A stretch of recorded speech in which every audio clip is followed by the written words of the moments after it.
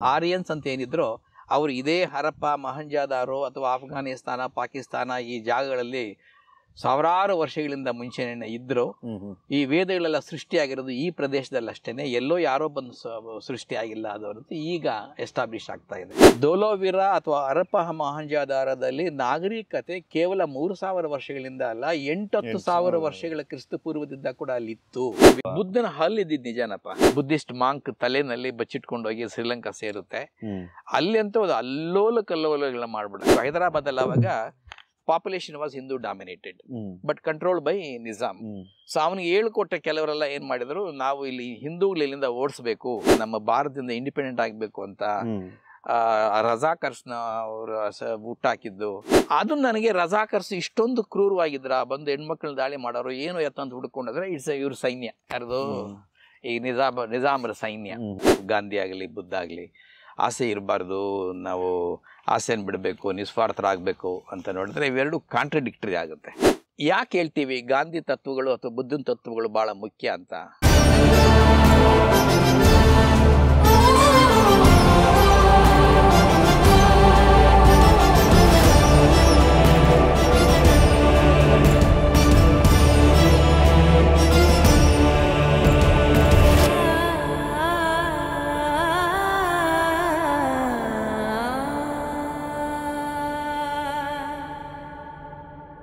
Last time ಮಾತಾಡಿದಾಗ ನಾವು ಕನಕ ಮುಸುಕು, ಕಪಿಲಿಪಿಸಾರ, ಕರಿಸಿರಿ ಅನ್ನೋದ್ ಬಗ್ಗೆ ಮಾತಾಡಿದ್ವಿ. ಅದ್ರ ಬಗ್ಗೆನೂ ಜನಗಳೆಲ್ಲ ಸಖತ್ ಚೆನ್ನಾಗಿ, ನಿಮ್ಮ ಅಭಿಮಾನಿಗಳೆಲ್ಲ ಚೆನ್ನಾಗಿ ಪ್ರತಿಕ್ರಿಯೆ ಕೊಟ್ಟಿದ್ದಾರೆ ಅದಕ್ಕೆಲ್ಲ. ಸೊ ಅದ್ರಲ್ಲೂ ಆದಷ್ಟು ಭಾರತದ ಇತಿಹಾಸ ಒಳಗೊಂಡಂತ ಒಂದಷ್ಟು ಎಲಿಮೆಂಟ್ಗಳೇ ಇದ್ದಂತ ನಿಮ್ಮ ಪುಸ್ತಕಗಳಾಗಿತ್ತು. ಅದೇ ರೀತಿ ಇನ್ನೊಂದು ಪುಸ್ತಕ ನಾವು ಮೂಕಧಾತು ಬಗ್ಗೆ ಮಾತಾಡೋದಾದ್ರೆ, ಅದೊಂದು ಸೈನ್ಸ್ ಮೇಲೆ ಬಂದು ಅದ್ರ ಜೊತೆಗೆ ಒಂದು ಹಿಸ್ಟಾರಿಕಲ್ ಆಗಿ ನೀವು ಪ್ರೆಸೆಂಟ್ ಮಾಡಿದಿರ. ಒಂದು DNA ಅಂತ ನಾವೇನ್ ಕರಿತೀವಿ, ಒಂದು ಜೆನೆಟಿಕಲ್ ಥಿಂಗು, ಅದ್ರ ಮೇಲೆ ಸ್ಟಿಲ್ ನೀವು ಅಲ್ಲಿಗೆ ಬಂದ್ರೆ ಈ ಎಲ್ಲಾ ಭಾಗದ ಇತಿಹಾಸಗಳು ಬೇರೆ ಬೇರೆ ಕಥೆಯಲ್ಲಿದ್ರೆ, ಇಲ್ಲಿ ಶಾತವಾಹನರನ್ನ ಟಚ್ ಮಾಡಿದೀರ. ಇಲ್ಲಿ ಕೃಷ್ಣಾ ನದಿ ತೀರದ ಒಂದು ನಾಗಾರ್ಜುನ ಅಂತ 2ನೇ ಬುದ್ಧ ಅಂತ ಕರೆಯುವಂತ ಒಂದು ಪರ್ಸನ್ ಕ್ಯಾರಿ ಮಾಡ್ಕೊಂಡು ಮಾಡಿದಿರೆ. ಸೊ ಇಲ್ಲಿ ನನಗೆ ತುಂಬಾ ಅನ್ಸಿದ ವಿಷಯ ಏನಂದ್ರೆ, ಈ ವಿಭೂತಿ ಅನ್ನೋ ಒಂದು ಕಾನ್ಸೆಪ್ಟ್ ಏನೋ ತಗೊಂಡು ಒಂದು ಆಸೆನ ಅಳಿಸುವಂತ ಒಂದು ಎಲಿಮೆಂಟ್ನ ನೀವು ಪ್ರೆಸೆಂಟ್ ಮಾಡ್ತಾ ಹೋಗಿದ್ದೀರಾ. ಫ್ರಮ್ ಶಾತವಾಹನರಿಂದ ವರ್ಲ್ಡ್ ವಾರ್ ವರ್ಗೂ ಅದನ್ನ ಟ್ರಾವೆಲ್ ಮಾಡಿಸ್ಕೊಂಡು ಬಂದಿದ್ದೀರಾ. ಒಂದು ಹಿಸ್ಟ್ರಿ ಜೊತೆಗೆ ಕ್ಯಾರಿ ಮಾಡ್ಕೊಂಡು ಬಂದಿರೋ ಅಂತ ಒಂದು ಎಲಿಮೆಂಟು. ಅದು ಹೆಂಗೆ ಸರ್? ಅಗೇನ್ ಅದ್ರೊಳಗೆ ನೀವು ಇನ್ನೊಂದು ಬ್ಯೂಟಿಫುಲ್ ವರ್ಡ್ ಏನಂದ್ರೆ ಆ ಸೆಲ್ಫಿಶ್ ಜೀನ್ ಅಂತ ಒಂದು ವಿಷಯನ ಎತ್ಕೊಂಡ್ ಬರ್ತೀರಾ. ಅದು ಯಾವ ತರ ನಿಮಗೆ ಕನೆಕ್ಟ್, ಡಾರ್ವಿನ್ ಥಿಯರಿನ ಅದ್ರ ಜೊತೆಗೆ ಬ್ಲೆಂಡ್ ಮಾಡ್ಕೊಂಡು ಹೇಳ್ತಾ ಬರ್ತೀರ ಓವರ್ ಆಲ್ ವಿಷಯನ. ಸೊ ನಮಗ್ ಜನರಲ್ ಆಗಿ ಗೊತ್ತಿರೋ ಹಾಗೆ ನಮ್ಮ ಪುರಾಣ ಆಗ್ಲಿ ಇನ್ನೊಂದ್ ಕಡೆ ಆಗಿದ್ರೆ ಆಸೆ ದುಃಖಕ್ಕೆ ಮೂಲ ಅಂತೀವಿ, ಇನ್ನೊಂದು ನಮ್ಮ ಪ್ರಯತ್ನ ನಾವು ಮಾಡಬೇಕು, ಫಲ ಮತ್ತೆ ಅಪೇಕ್ಷೆಗಳನ್ನ ಬಿಟ್ಬಿಡ್ಬೇಕು ಅಂತ ಅಂತೀವಿ. ನಿಜಪ್ಪ. ಇದು ಮೂಕಧಾತುನಲ್ಲಿ ಒಂದು 3 ಎಲಿಮೆಂಟ್ಸ್ ನಾವು ಗಮನಿಸ್ಬೇಕಪ್ಪ. ಒಂದು, ವಿಕಾಸದ ಹಿಂದೆ ಇರುವ ವೈಜ್ಞಾನಿಕ ವಿವರಣೆಯನ್ನು ನಾವು ಗಮನಿಸಿದ್ರೆ, ಹಾಗೂ ನಮ್ಮ ಫಿಲಾಸಫರ್ಸ್ ಹೇಳ್ತಾರಲ್ಲ, ಬುದ್ಧ ಅಂತವರಲ್ಲ, ಆಸೆ ಬಿಡಬೇಕು, ಗಾಂಧಿ ಆಗಲಿ ಬುದ್ಧ ಆಗಲಿ ಆಸೆ ಇರಬಾರ್ದು, ನಾವು ಆಸೆನ ಬಿಡಬೇಕು, ನಿಸ್ವಾರ್ಥರಾಗಬೇಕು ಅಂತ ನೋಡಿದ್ರೆ ಇವೆರಡು ಕಾಂಟ್ರಡಿಕ್ಟರಿ ಆಗುತ್ತೆ. ಇನ್ಫ್ಯಾಕ್ಟ್ ನಾನು ಒಂದು ಟಾಕ್ ಕೊಡ್ತೀನಿ, ಏನೋ evolution and Gandhi or evolution and Buddha ಅಂತ. ಅಲ್ಲಿ ತೋರಿಸ್ತೀನಿ ಹೇಗೆ this philosophical arguments of Gandhi and Buddha are contradictory to the very biological need ಅಂತ. ಅಂದರೆ ನಾವೆಲ್ಲ ಇವತ್ತು ವಿಕಾಸ ಆಗಿರೋದೇ ಆ ಸ್ವಾರ್ಥದಿಂದ. ಆ ಸ್ವಾರ್ಥ ಅನ್ನೋದು ಇಲ್ಲೇ ಇದ್ದಿದ್ರೆ ಜೀವನೇ ವಿಕಾಸ ಆಗ್ತಾ ಇರಲಿಲ್ಲ. ಏನಲ್ಲಿ ಸ್ವಾರ್ಥ ಅಂದರೆ, ಒಂದು ಜೀವ ತನ್ನ ಪ್ರತಿಗಳನ್ನು ಮುಂದೆ ಬಿಡಬೇಕು ಅನ್ನೋ ಸ್ವಾರ್ಥ ಮಾನಸಿಕವಾಗಿ ಇಲ್ಲದೆ ಆದರೂ ಆ ಗುಣ ಅದರಲ್ಲಿ ಅಂತರ್ಗತವಾಗ್ಬಿಟ್ಟಿದೆ. ಒಂದು DNA 2 ಕಾಪಿಗಳಾಗಿ ರಿಪ್ಲಿಕೇಟ್ ಆಗೋದು, ಆ 2 ಕಾಪಿಗಳು ಮತ್ತೆ 4 ಕಾಪಿಗಾಗಿ ರಿಪ್ಲಿಕೇಟ್ ಆಗೋದು, ಇದು ಅದರ ಸ್ವಾರ್ಥ ಅಂತ ಕರೀಬೋದು. ಆ ಸ್ವಾರ್ಥತೆ ಎಲ್ಲಿವರೆಗೂ ಹೋಗುತ್ತೆ ಅಂತಂದ್ರೆ, ಅಣ್ಣ ತಮ್ಮಂದಿರ ಮಧ್ಯೆ ಪ್ರೀತಿ ಅಥವಾ ಅನುರಾಗ ಬೆಳೆಯೋದು, ತಂದೆ ತಾಯಿಗೆ ತಮ್ಮ ಮಕ್ಕಳ ಮೇಲೆ ಮಾತ್ರ ಅನುರಾಗ ಬೆಳೆಯೋದು. ಯಾಕಂದ್ರೆ ಅವರ DNA ಅಲ್ಲಿದೆ, ಯಾವುದೋ ಮಕ್ಕಳಲ್ಲಿದೆ. ಸೊ ಅವರು ಆ ಸ್ವಾರ್ಥ ಮಕ್ಕಳ ಮೇಲೆ ತೋರಿಸದೇ ಇದ್ರೆ ಅವ್ರ DNA ಕಾಪಿಗಳು ರಿಪ್ಲಿಕೇಟ್ ಆಗಲ್ಲ. ಮೂಲತಃ DNA ರಿಪ್ಲಿಕೇಟ್ ಆಗೋ ಹೆಂಗ್ ಆಗ್ತಾ ಇತ್ತು, ಈಗ ನಮ್ಮ ಮೂಲಕ DNA ರಿಪ್ಲಿಕೇಟ್ ಆಗ್ತಾ ಇರೋದೇನೆ. ನನ್ನ DNA ರಿಪ್ಲಿಕೇಟ್ ಆದ್ರೆ ನನಗೆ ಖುಷಿ, ನನಗೆ ಅಂದ್ರೆ ನನಗಲ್ಲ, ಒಳಗಿರೋ DNA ಗೆ ಖುಷಿ. ಚೇಂಜ್ ಆಗ್ಬೋದು ಹಾಗಾದ್ರೆ. ಚೇಂಜ್ ಆಗ್ಬೋದು ಅಂದ್ರೆ ಈಗ ನನ್ನ ಬಿಹೇವಿಯರ್ ಇಂದ ಅದೇನಾದ್ರು ನೆಕ್ಸ್ಟ್ ಜನರೇಷನ್ ಅಲ್ಲ, ಅದಾಗಲ್ಲ. ನಾನು ಹೇಳ್ತಾ ಇರೋದು ವಿಕಾಸದ ವಿಜ್ಞಾನವನ್ನು ನಾವು ಅರ್ಥ ಮಾಡ್ಕೊಂಡ್ಬಿಟ್ರೆ ನಾವೆಲ್ಲರೂ ಕೂಡ ಸ್ವಾರ್ಥಿಗಳು. ಇಡೀ ಜೀವ ಸ್ವಾರ್ಥ. ಅದಿಲ್ಲದೆ ಜೀವನೇ ಬರ್ತಾ ಇರಲಿಲ್ಲ, ನಾನು ನೀವು ಬರ್ತಾ ಇರ್ಲಿಲ್ಲ. ಅದು ವಿಜ್ಞಾನದ ಫಿಲಾಸಫಿ. ಗಾಂಧಿ, ಬುದ್ಧ ಎಲ್ಲ ಏನ್ ಹೇಳ್ತಾರೆ, ಸ್ವಾರ್ಥಿಗಳಾಗಬೇಡಿ ಅಂತ. ಸ್ವಾರ್ಥಿಗಳಾಗಬೇಡಿ ಅಂದ್ರೆ ಏನರ್ಥ? ನೀವು ಈ ಜೀವದಲ್ಲಿ ಬಂದಿರತಕ್ಕಂಥ ಈ ಸ್ವಾರ್ಥವನ್ನ ಬಿಡಿ ಅಂತ. ಅದನ್ನ ಬಿಟ್ರೆ ನಾವಷ್ಟೇ ಅಲ್ಲ, ನಮ್ಮ ಸ್ವಾರ್ಥವನ್ನ ನಾವು ಬಿಟ್ರೆ ನಮ್ಮ ಮಕ್ಕಳನ್ನ ನೋಡ್ಕೋಬಾರ್ದು, ಅದರ್ಥ. ನಮ್ಮವ್ರು ನಾವು ಕಾಪಾಡಬಾರ್ದು, ಅದರರ್ಥ. ಅಂದ್ರೆ ಜೀವ ವಿಕಾಸನೇ ಆಗಲ್ಲ. ಹಾಗಾಗಿ ತತ್ವಗಳು ಏನೋ ಈ ಶಾಂತಿ ದೂತರಿದಾರಲ್ಲ, ಕ್ರೈಸ್ತ ಆಗ್ಲಿ, ಬುದ್ಧ ಆಗ್ಲಿ, ಗಾಂಧಿ ಆಗ್ಲಿ, ಅವರ ತತ್ವಗಳು ವಿಕಾಸದ ವಿರೋಧ. ಅವೆರಡನ್ನು ಮುಖಾಮುಖಿ ಮಾಡೋದಕ್ಕೆ ಅಂತ ನಾನು ಮುಖಧಾತು ಬರೆದಿದ್ದು. ಮತ್ತೊಂದು ಹೇಳ್ತೀನಪ್ಪ, ಈ ಸೆಲ್ಫಿಶ್ ಜೀನ್ ಅಂತ ಹೇಳಿದಲ್ಲ, ಅದೇನು ಅಂದ್ರೆ ಸ್ವಾರ್ಥ ಧಾತು ಅಂತ. ಮೂಕ ಧಾತು ಅಂತ ಯಾಕೆ ಇಟ್ಟಿದ್ದೀನಿ ಅಂತಂದ್ರೆ, ಅದು ಮಾತಾಡಲ್ಲ ನಮ್ಮ ಜೊತೆ, ತಾನಾಗಿ ತಾನು ಹೇಳ್ಕೊಳ್ಳೋದ ನಾನು ಸ್ವಾರ್ಥ ಅಂತ. ಆದರೆ ನಮ್ಮಲ್ಲಿರ್ತಕ್ಕಂಥ ಎಲ್ಲಾ ಸ್ವಾರ್ಥ ಗುಣಗಳನ್ನು ಕೂಡ ನಾವು ಅದಕ್ಕೆ ಅಸ್ಕ್ರೈಬ್ ಮಾಡ್ಬೋದು, ಅದಕ್ಕೆ ಏನೋ ಅಂಟಿಸ್ಬೋದು. ಹಾಗಾಗಿ ಅದು ಮೂಕವಾಗಿ ಕೂತಿದೆ. ಮೂಕವಾಗಿ ಕೂತಿದ್ರು ನಮ್ಮನ್ನೆಲ್ಲ ಈಗ ಹಾಡಿಸ್ತಾ ಇದೆ. ನನ್ನ ಮಗಳು ಪುಣ್ಯಕೋಟೆ ಮೇಲೆ ನಾನು ಅಷ್ಟೊಂದು ಪ್ರೀತಿ ತೋರಿಸ್ಬೇಕಾದ್ರೆ ಇನ್ನೇನು ನಾನು ತ್ಯಾಗ ಮಾಡ್ತಿದ್ದೇನೆ ಅಂತ, ಅದರಲ್ಲಿ ಸ್ವಾರ್ಥ ಇದೆ ಅದರಲ್ಲಿ.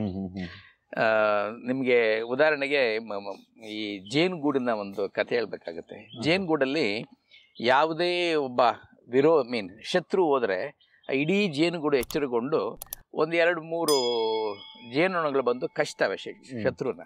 ಆ ಕಚ್ಚೋವಲ್ಲಿ ಅದರ ಕೊಂಡಿ ಶತ್ರುವಿನ ದೇಹದಲ್ಲಿ ಸೇರ್ಕೊಂಡು ತನ್ನ ಜೀವನ ತ್ಯಾಗ ಮಾಡುತ್ತದೆ. ಇದನ್ನ ತ್ಯಾಗ ಮನೋಭಾವ ಅಂತ ಕರಿಬಹುದು. ಆದರೆ ಅದರ ಒಳಹೊಕ್ಕು ನೋಡಿದಾಗ ಅದ್ರ ಜೀವ ಹೋಗ್ತಾ ಇರೋದು ನಿಜ. ಆದ್ರೆ ಅದ್ರ ಜೀವ ತೆಗಿತಾ ಇರೋದು ಯಾಕೆಂದ್ರೆ ತನ್ನನ್ನು ತಾನೇ ಆತ್ಮಹತ್ಯೆ ಮಾಡ್ಕೊಳ್ಳೋದು ಯಾಕೆ ಅಂತಂದ್ರೆ ಅದರ ಜೀನ್ಸ್, ಅದರ DNA ಮಿಕ್ಕಿದ್ದ ಇಡೀ ಗೂಡಲ್ಲಿ ಇದೆಯಲ್ಲ, ಅಷ್ಟೊಂದು ಗೂಡನ್ನ ರಕ್ಷಣೆ ಮಾಡುತ್ತದೆ. ಹಾಗಾಗಿ ಆ ಸ್ವಾರ್ಥ ಗುಣ ಅದರಲ್ಲಿ ಅದು ಸೇರ್ಕೊಂಡ್ರದ್ರಿಂದ ಅದು ನಮಗೆ ಏನೋ ತ್ಯಾಗ ಮಾಡದ ರೀತಿ ಕಾಣುತ್ತೆ. ಆ ಜೇನುನೊಣಗಳಿಗೂ ನಾವು ಸೈನಿಕರನ್ನು ಕಳಿಸ್ತೀವಿ, ಇಮಿಡಿಯೇಟ್ ಸತ್ತೋಗ್ಬಿಡುತ್ತೆ ಸರ್, ತಕ್ಷಣ ಸತ್ತೋಗುತ್ತೆ. ಮುಳ್ಳು ಅದರಿಂದ ಆಚೆ ನಮ್ಗೆ ಅಂಟ್ಕೊಂಡಿರುತ್ತೆ. ಅದು ಬಂದಾಗ ಅದರ ಗಟ್ ಸಿಸ್ಟಮ್ ಎಲ್ಲ ಆಚೆ ಬರುತ್ತೆ. ಅದು ಆತ್ಮಹತ್ಯೆನೆ. ಕಷ್ಟ ಅಂದ್ರೆ ಅದು ಆತ್ಮಹತ್ಯೆ. ಈವನ್ ಕಣಜ ಈ ತರದ್ ಯಾವ್ದಾವ್ದಿದೆ? ಕಣಜ ಇಲ್ಲ ಜೇನುಗುಣದಲ್ಲಿ.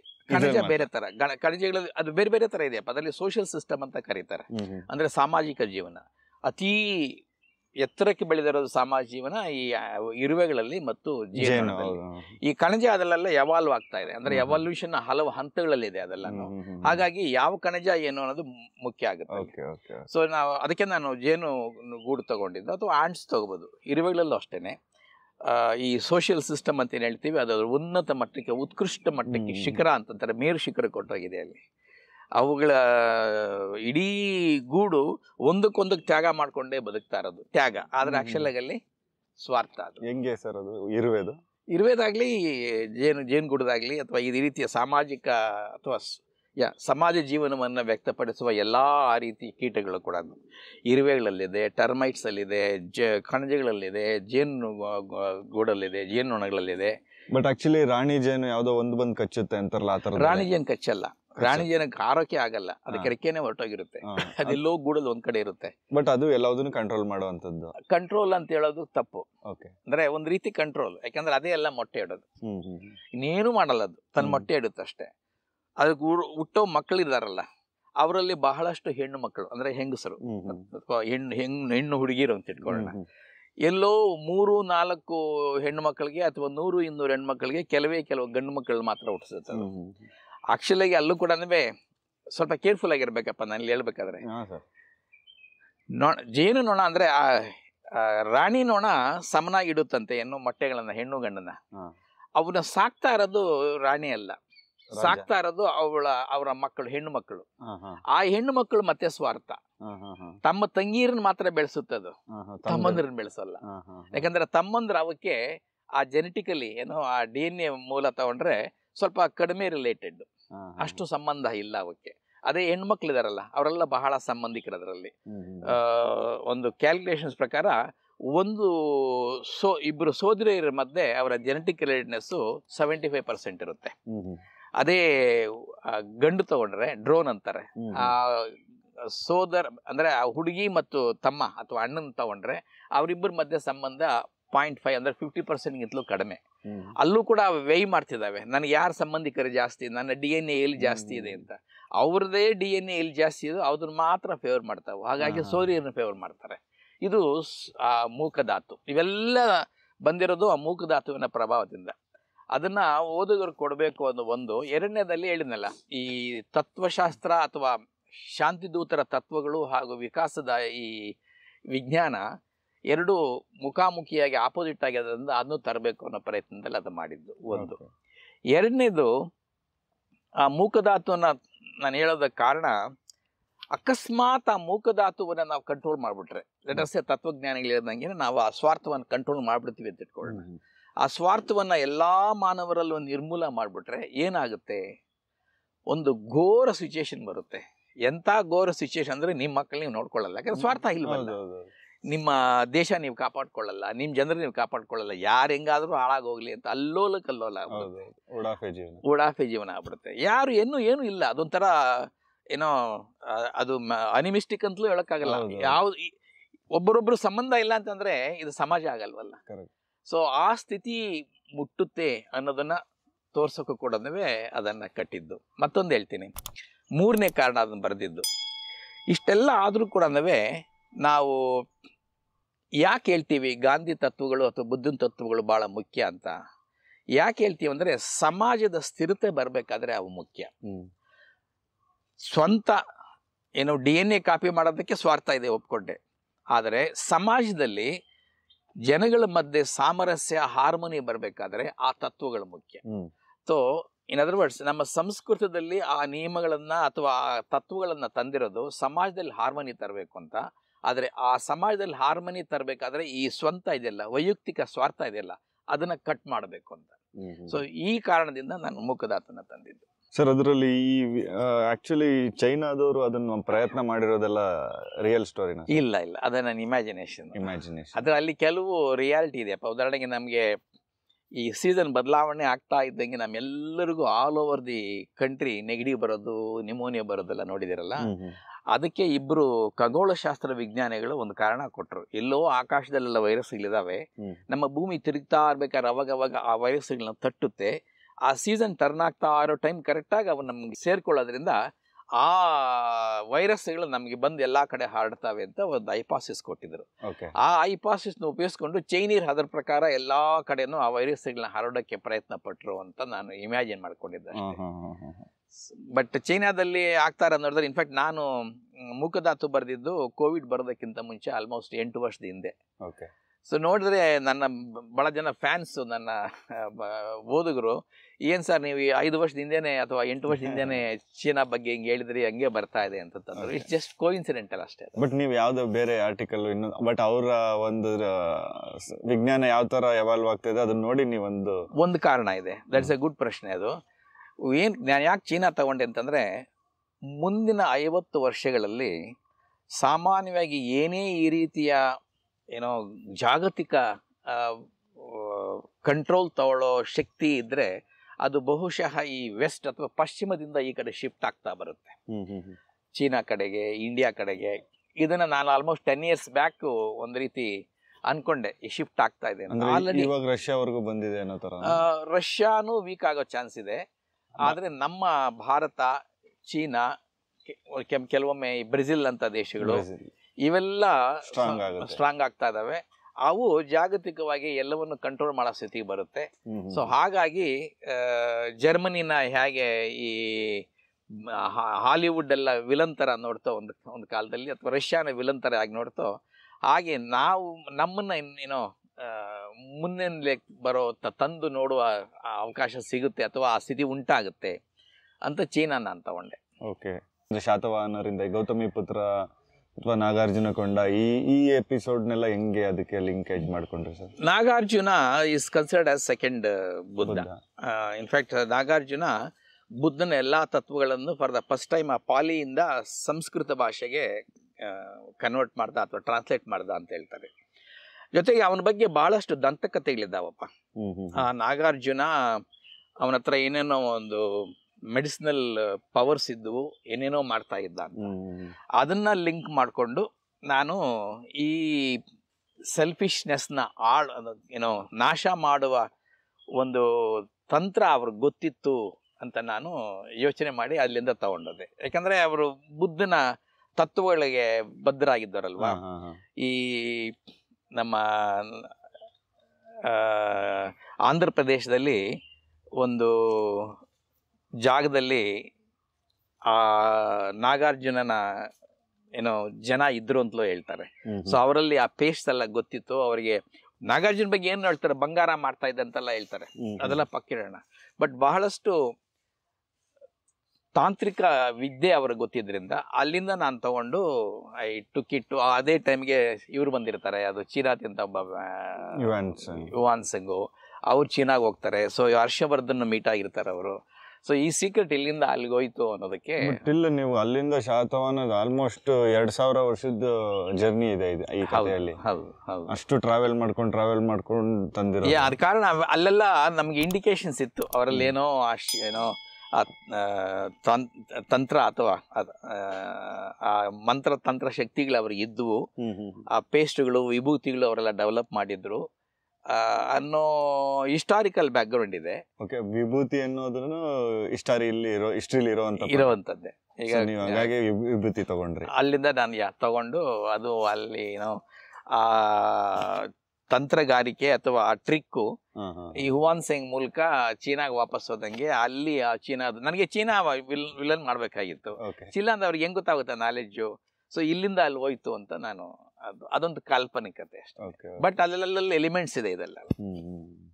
ನಾವು ಓದಿರೋದು ಅಥವಾ ಕೇಳಿರೋದೆಲ್ಲ ನೋಡಿದ್ರೆ ಪ್ರಪಂಚದಲ್ಲೇ ಅತಿ ಶ್ರೀಮಂತ ಹೈದರಾಬಾದ್ ನಿಜಾಮ ಅನ್ನೋದ್ರ ಬಗ್ಗೆ ಎಲ್ಲ ನಾವು ಕೇಳ್ತಾ ಇದ್ವಿ. ಅದನ್ನೆಲ್ಲ ಹೆಂಗ್ ತಲೆಯಲ್ಲಿ ಇಟ್ಕೊಂಡು ನೀವು ಅದನ್ನ ಯಾವ ಐಡಿಯಾ ಮೇಲೆ ಇದು ಮಾಡಿದ್ರಿ ಸರ್? 7 ರೊಟ್ಟಿಗಳು ಅಂತ ನೀವು ಬರೆದಿರೋ ಒಂದು ಬುಕ್ಸ್.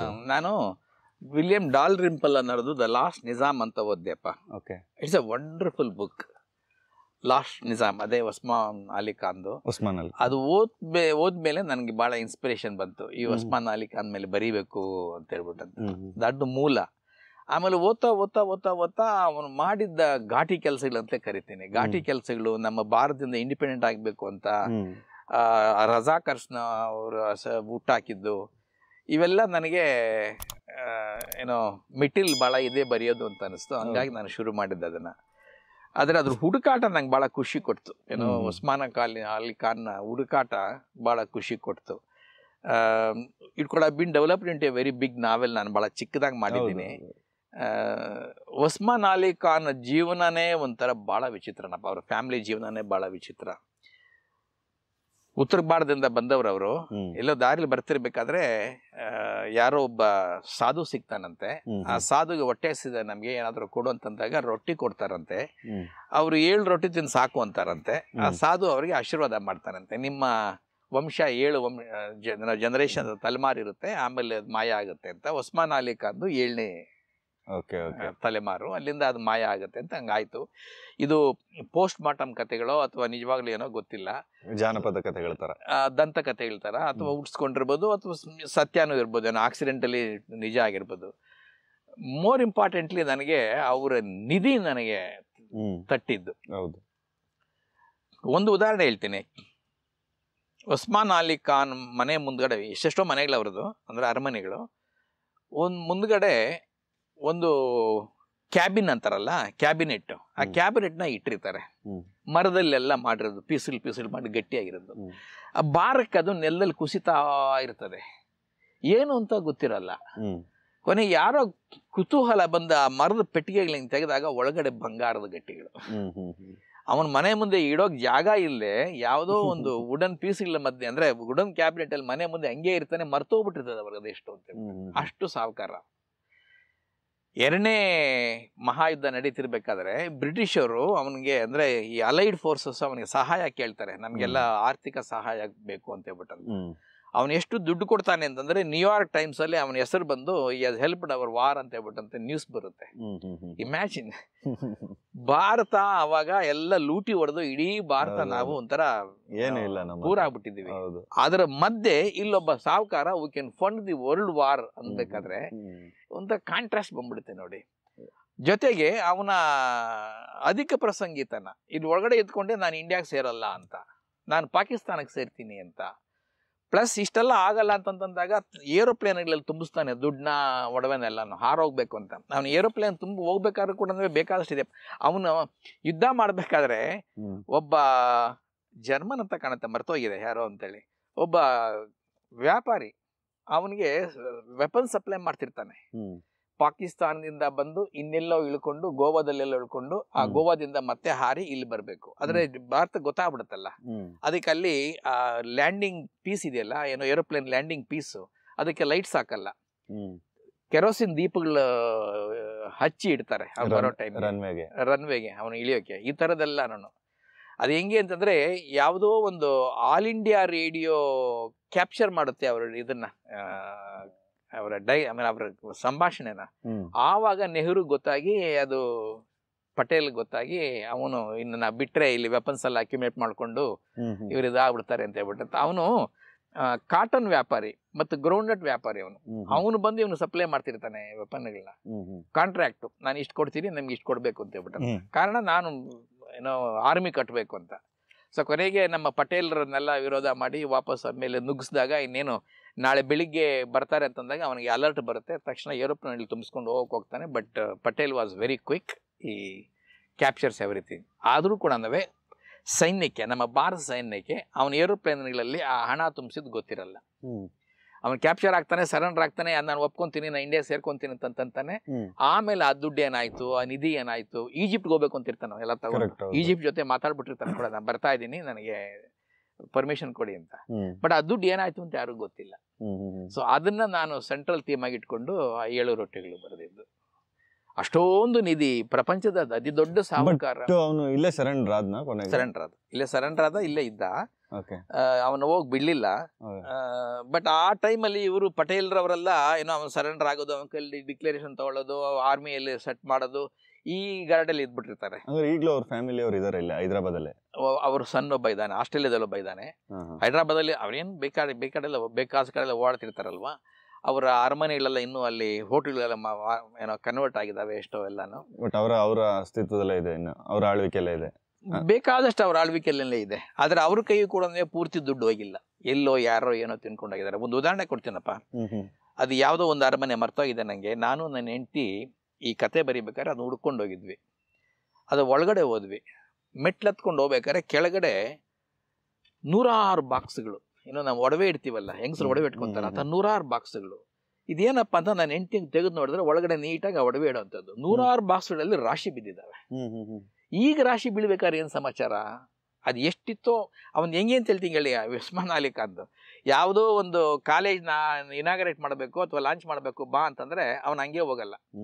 ಅವನಿಗೆ ಕಾಲೇಜ್ ಓಪನ್ ಮಾಡೋದು ಅಂದ್ರೆ ಬೀಗ ತೆಗಿತಾನೆ, ಒಂದು ಬಂಗಾರದ ಬೀಗ, ಬಂಗಾರದ ಕೈ ಅವನಿಗೆ ಪ್ರೆಸೆಂಟ್ ಆಗಿ ಕೊಡ್ಬೇಕು. ಇಲ್ಲ ಯಾವುದೋ ಒಂದು ಕಾಲೇಜ್ ಸ್ಥಾಪನೆ ಮಾಡೋಕ್ಕೆ ಶಂಕುಸ್ಥಾಪನೆ ಮಾಡಬೇಕು ಅಂತಂದ್ರೆ ಬಂಗಾರದ ಕರ್ಣಿ ಕೊಡ್ಬೇಕು, ಅವನಿಗೆ ಇದ್ರ ಹೋಗಲ್ಲ ಅವನು. ಇವೆಲ್ಲ ಕೂಡ ಅವನ ಮ್ಯೂಸಿಯಂ ಅಲ್ಲಿ ಇದೆ. ಅವನ ಮಗಳು ಯಾರೋ ಹೈದರಾಬಾದ್ ಒಂದು ಮ್ಯೂಸಿಯಂ ಇಟ್ಟಿದ್ದಾರೆ, ಅಲ್ಲಿ ನಿಮಗೆ you can see that all that.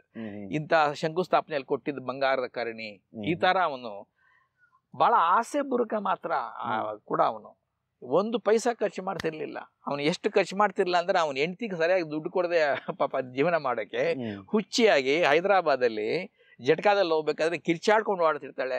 ಆ ಸ್ಥಿತಿಗೆ ಬಂದ್ಬಿಟ್ಟಿರ್ತಾಳೆ ಅವನ ಹೆಂಡತಿ. ಅವನ ಬಗ್ಗೆ ಕೆಲವು ನಂಬಿಕೆಗಳಿದಾವೆ. ಸ್ನಾನ ಮಾಡ್ಬೇಕಾದ್ರೆ ಬಟ್ಟೆ ಬಿಚ್ತಿರ್ಲಿಲ್ವಂತ ಅವನು. ಅಕಸ್ಮಾತ್ ಅಲ್ಲಿ ಇಲ್ಲಿ ಏನೋ ಬಂಗಾರ ಇದ್ರೆ ಬಟ್ಟೆ ಬಿಚ್ಚಾಕಿದ್ರೆ ಎಲ್ಲೋ ಹೋಗ್ಬಿಡುತ್ತೆ ಅಂತ ಹೇಳ್ಬಿಟ್ಟು ಒಂಥರ ವಿಚಿತ್ರ ವ್ಯಕ್ತಿ ಬಿಡಿ, ವಿಚಿತ್ರ ವ್ಯಕ್ತಿ. ಮಗಳು ಮದುವೆ ಮಾಡಕ್ ಬಿಡಲ್ಲ. ಯಾಕೆ ಮದುವೆ ಮಾಡಲ್ಲ ಅಂತಂದ್ರೆ ಇನ್ಯಾರೋ ಬಂದ್ಬಿಟ್ರೆ ನಾನು ಆಸ್ತಿ ಎಲ್ಲ ಹೊಡೆದ್ಬಿಡ್ತಾರೆ ಅಂತ. ಅಂದ್ರೆ ನೀವು ಬಳಸಿರೋದೆಲ್ಲ ಇದೆಲ್ಲ ಒಂದ್ ಸ್ವಲ್ಪ ರಿಯಲ್ ವಿಷಯಗಳೇ, ಇವೆಲ್ಲ all this is real. So ಅವನ ಬಗ್ಗೆ ನನಗೆ ಆ ಕ್ಯಾರೆಕ್ಟ್ರು, ಅವನ ಜೀವನ, ಅಷ್ಟೊಂದು ಶ್ರೀಮಂತಿಕೆಯ ಮಧ್ಯೆ ಈ ಏನೋ ತಿಕ್ಕಲತನ, ಚಿಲ್ಲರೆ ಬುದ್ಧಿ, ಜನಗಳು ಸರಿಯಾಗಿ ನೋಡ್ಕೊಂಡೇ ಇರೋದು, ತನ್ನವ್ರನ್ನೇ ಸರಿಯಾಗಿ ಸಾಕದೇ ಇರೋದು, ಎಂತ ವಿಚಿತ್ರ ಕ್ಯಾರೆಕ್ಟರ್ ಇದು ಅಂತ ಅನ್ಸ್ಬಿಡ್ತು. ಆಮೇಲೆ ಬಿಡಿ ಅವ್ರ ಫ್ಯಾಮಿಲಿ ನೋಡ್ತಾ ಹೋದ್ರೆ, ಇನ್ಫ್ಯಾಕ್ಟ್ ಒಂದು ಮ್ಯೂಸಿಯಂಗೆ ಹೋಗಿದ್ದೆ ನಾನು. ಮ್ಯೂಸಿಯಂ ಅಲ್ಲ, ಒಂದು ಪ್ಯಾಲೇಸ್ಗೆ. ಇಲ್ಲಿಂದ ಆ ಪ್ಯಾಲೇಸ್ನ ಇನ್ನೊಂದು ಎಂಡ್ವರೆಗೂ ಆ ಕಡೆ ಈ ಕಡೆ ಅವನ ಇದು ಉಸ್ಮಾನ್ ಅಲಿ ಖಾನ್ ಅಲ್ಲ, ಅವನ ಪ್ರೀವಿಯಸ್ ಯಾರೋ ತಂದೆನೋ, 2 ಕಡೆ ಕ್ಯಾಬಿನೆಟ್ಗಳು. ಈ ಒಂದೊಂದು ಕ್ಯಾಬಿನೆಟ್ ಅಲ್ಲೂ 8-10 ಡ್ರೆಸ್ಗಳು. ಅದ್ರ ಮೇಲೆ ಶೂಗಳಿಡೋದು, ಏನೋ ಹ್ಯಾಟ್ಸ್ ಇಡೋದು, ವಾಕಿಂಗ್ ಸ್ಟಿಕ್ಸ್ ಇಡೋದು, ಒಂದೊಂದು ಕ್ಯಾಬಿನೆಟ್ ಮೇಲೂ ಅದಕ್ಕೆ ಸೂಟ್ ಆಗುವಂಥದ್ದು, ಮ್ಯಾಚ್ ಆಗುವಂಥದ್ದು, ಶೂಗಳಿಗೆ, ಇದಕ್ಕೆಲ್ಲ, ಹ್ಯಾಟ್ಗಳಿಗೆಲ್ಲ. ಇಲ್ಲಿಂದ ಅರಮನೆ ಎಂಡ್ವರೆಗೂ ನಡ್ಕೊಂಡು ಹೋಗ್ತಾ ಇರ್ಬೇಕಾದ್ರೆ ಈ ಕಡೆ ಈ ಕಡೆ ಈ ಕಡೆ ಈ ಕಡೆ. ಆ ಮನುಷ್ಯ ಒಂದು ದಿವಸ ಹಾಕೊಂಡಿದ್ದ ಡ್ರೆಸ್ನ ಮತ್ತೊಂದು ಸಲ ಹಾಕ್ಕೊಂತ ಇರ್ಲಿಲ್ವಂತೆ. ಅವನು ಹಾಕೊಂಡೇ ಇದ್ರೆ ಮತ್ತೆ ಯಾಕೆ ಅಲ್ಲಿ ಇಟ್ಕೋಬೇಕಾಯ್ತು ನಂಗೆ ಗೊತ್ತಿಲ್ಲ. ಹೊಲ್ಸಿ ಹೊಲ್ಸಿ ಹೊಲ್ಸಿ ಅವನು ಹುಚ್ಚದು. ಆಮೇಲೆ ಅಲ್ಲಿಗೆ ಹೋಗ್ಬೇಕಾದ್ರೆ ಅವಾಗ ಲಿಫ್ಟ್ ಇತ್ತು. ಲಿಫ್ಟ್ ಅಂದ್ರೆ ಈಗಿನ ಕಾಲದಂಗೆ ಎಲೆಕ್ಟ್ರಾನಿಕ್ ಲಿಫ್ಟ್ ಅಲ್ಲ, ಮ್ಯಾನ್ಯುಯಲ್ ಲಿಫ್ಟ್. ಯಾರೋ ಅದನ್ನ ಹಿಂಗೆ ಎಳಿತಾರೆ, ಅವ್ನ ಮೇಲಕ್ಕೆ ಹೋಗ್ತಾನೆ, ಅವ್ನು ಹಿಂಗೆ ಹೋಗ್ತಾನೆ, ನಡ್ಕೊಂಡು ಹೋಗ್ತಾ ಯಾವುದೋ ಒಂದು ಅಲ್ಮಾರ ತೆಗಿತಾನೆ, ಅಲ್ಲಿರೋ ಡ್ರೆಸ್ ಹಾಕೊಂತಾನೆ, ಟ್ರೈ ಮಾಡ್ತಾನೆ, ಅದ್ರ ತಕ್ಕಂಗೆ ಏನೋ ವಾಕಿಂಗ್ ಸ್ಟಿಕ್ಕು, ಶೂಸು, ಹ್ಯಾಟು ಹಾಕೊಂಡು ಆಚೆ ಬರ್ತಾನೆ, ಮತ್ತೆ ಲಿಫ್ಟಲ್ಲಿ ಕೆಳಗೆ ಬರ್ತಾನೆ. ಅಬ್ಬಾ ಇದು ಎಂತೆಂಥ ಹುಚ್ಚರಪ್ಪ ಅಂತ ಅನ್ಸ್ಬಿಡ್ತದಲ್ಲ ನೋಡಿ. ಸೊ ಅದನ್ನೆಲ್ಲ ತರಕ್ಕೆ ನಾನು ಕಥೆಲಿ ಆ ಬುಕ್ಕಲ್ಲಿ ಕೊನೆಗೆ ಕೊಟ್ಟಿದ್ದೀನಿ ಕೂಡ ಕೆಲವೆಲ್ಲ, ಇವೆಲ್ಲ ಡಯಾಗ್ರಾಮ್, ಫೋಟೋಸ್ ಎಲ್ಲ. So it's a very wonderful family, mad family, wonderful family, rich family. At the same time there were people who are very good also in that family. ಒಂಥರ ದುಃಖ ಆಗುತ್ತೆ ಆ ಫ್ಯಾಮಿಲಿ ಕತೆ ಕೇಳ್ತಾ ಇದ್ರೆ, ಕೋಪನೂ ಬರುತ್ತೆ. ಬಟ್ ಆದ್ರೂ 7 ಜನರೇಷನ್ ಅಂದ್ರೆ ಅವರು ಅದು ಆಗ ಬಟ್ ಎನಿವೆ ಆ ಫಸ್ಟ್ ಜನರೇಷನ್ ಅವರೆಲ್ಲ ಭಾಳ ಚೆನ್ನಾಗಿದ್ರಪ್ಪ. ಅವರೆಲ್ಲ very strong people, fought for ಈ ವೆಲ್ತ್ ಅಕ್ಯುಮುಲೇಟ್ ಆಗ್ತಾ ಆಗ್ತಾ ಆಗ್ತಾ ಆಗ್ತಾ ಈ ತರ ಆಗಿದೆ. ಉಸ್ಮಾನ್ ಅಲಿ ಖಾನ್ ಜೀವನ ಅಂತೂ ಅದ್ಭುತ. ಅವ್ರ ಇಡೀ ಫ್ಯಾಮಿಲಿ ಜೀವನನೇ ಬಹಳ ಅದ್ಭುತ. ಇದೆಲ್ಲ ಎಲ್ಲಿ ಅಲ್ಲಿ ಲೋಕಲ್ ಹೈದರಾಬಾದ್ ಆಂಧ್ರ ಹಿಸ್ಟ್ರಿಯಲ್ಲಿ ಇದೆಯಾ ಸರ್? ಇದೆ ಬೇಕಷ್ಟಿದೆ. ನೀವು ಹೇಳಿದ್ನಲ್ಲ ನಾನು, ಈಗ ಇದೆಲ್ಲ ಏನೋ ಕರಣಿ ಏನೆಲ್ಲ you can go and see the museum ಅಲ್ಲಿ. ಅವ್ರದ್ದು ಹೆಣ್ಮಕ್ಳಿಗೆ ಒಂದು ಕಾಲೇಜ್ ಮಾಡಿದ್ದಾರೆ, ಆ ಕಾಲೇಜ್ಗೆ ಅಟ್ಯಾಚ್ ಹಾಕೊಂಡೆ ಈ ಮ್ಯೂಸಿಯಂ ಇದೆ. ಅದು ಎಷ್ಟೆಷ್ಟು ಕಳ್ತನ ಆಗ್ತಾ ಇದೆಯೋ ನನಗೆ ಗೊತ್ತಿಲ್ಲ, ಎಷ್ಟೆಷ್ಟು ಹೋಗ್ತಾ ಇದೆಯೋ, ಯಾರೋ ನೋಡ್ಕೊಳ್ಳೋರು, ಅದಕ್ಕೊಂದು ಚಾರ್ಜ್ ಮಾಡ್ತಾರೆ, ಒಂದು ದಿನ ಎಲ್ಲ ನೋಡ್ಬೇಕು ಅದನ್ನೇನೆ. ಹೀಗೆ ನೀವು ಅದನ್ನ ಈ ಗೋದಾವರಿ ನದಿ ತೀರಕ್ಕೆ ತಗೊಂಡೋಗೋದು, ಆ ಫಾರೆಸ್ಟ್ ಒಳಗೆ ತಗೊಂಡೋಗೋ ಎಲಿಮೆಂಟ್ ಅಲ್ಲ, ಅದನ್ನ ಅದ್ಯಾಕೆ ಆತರ?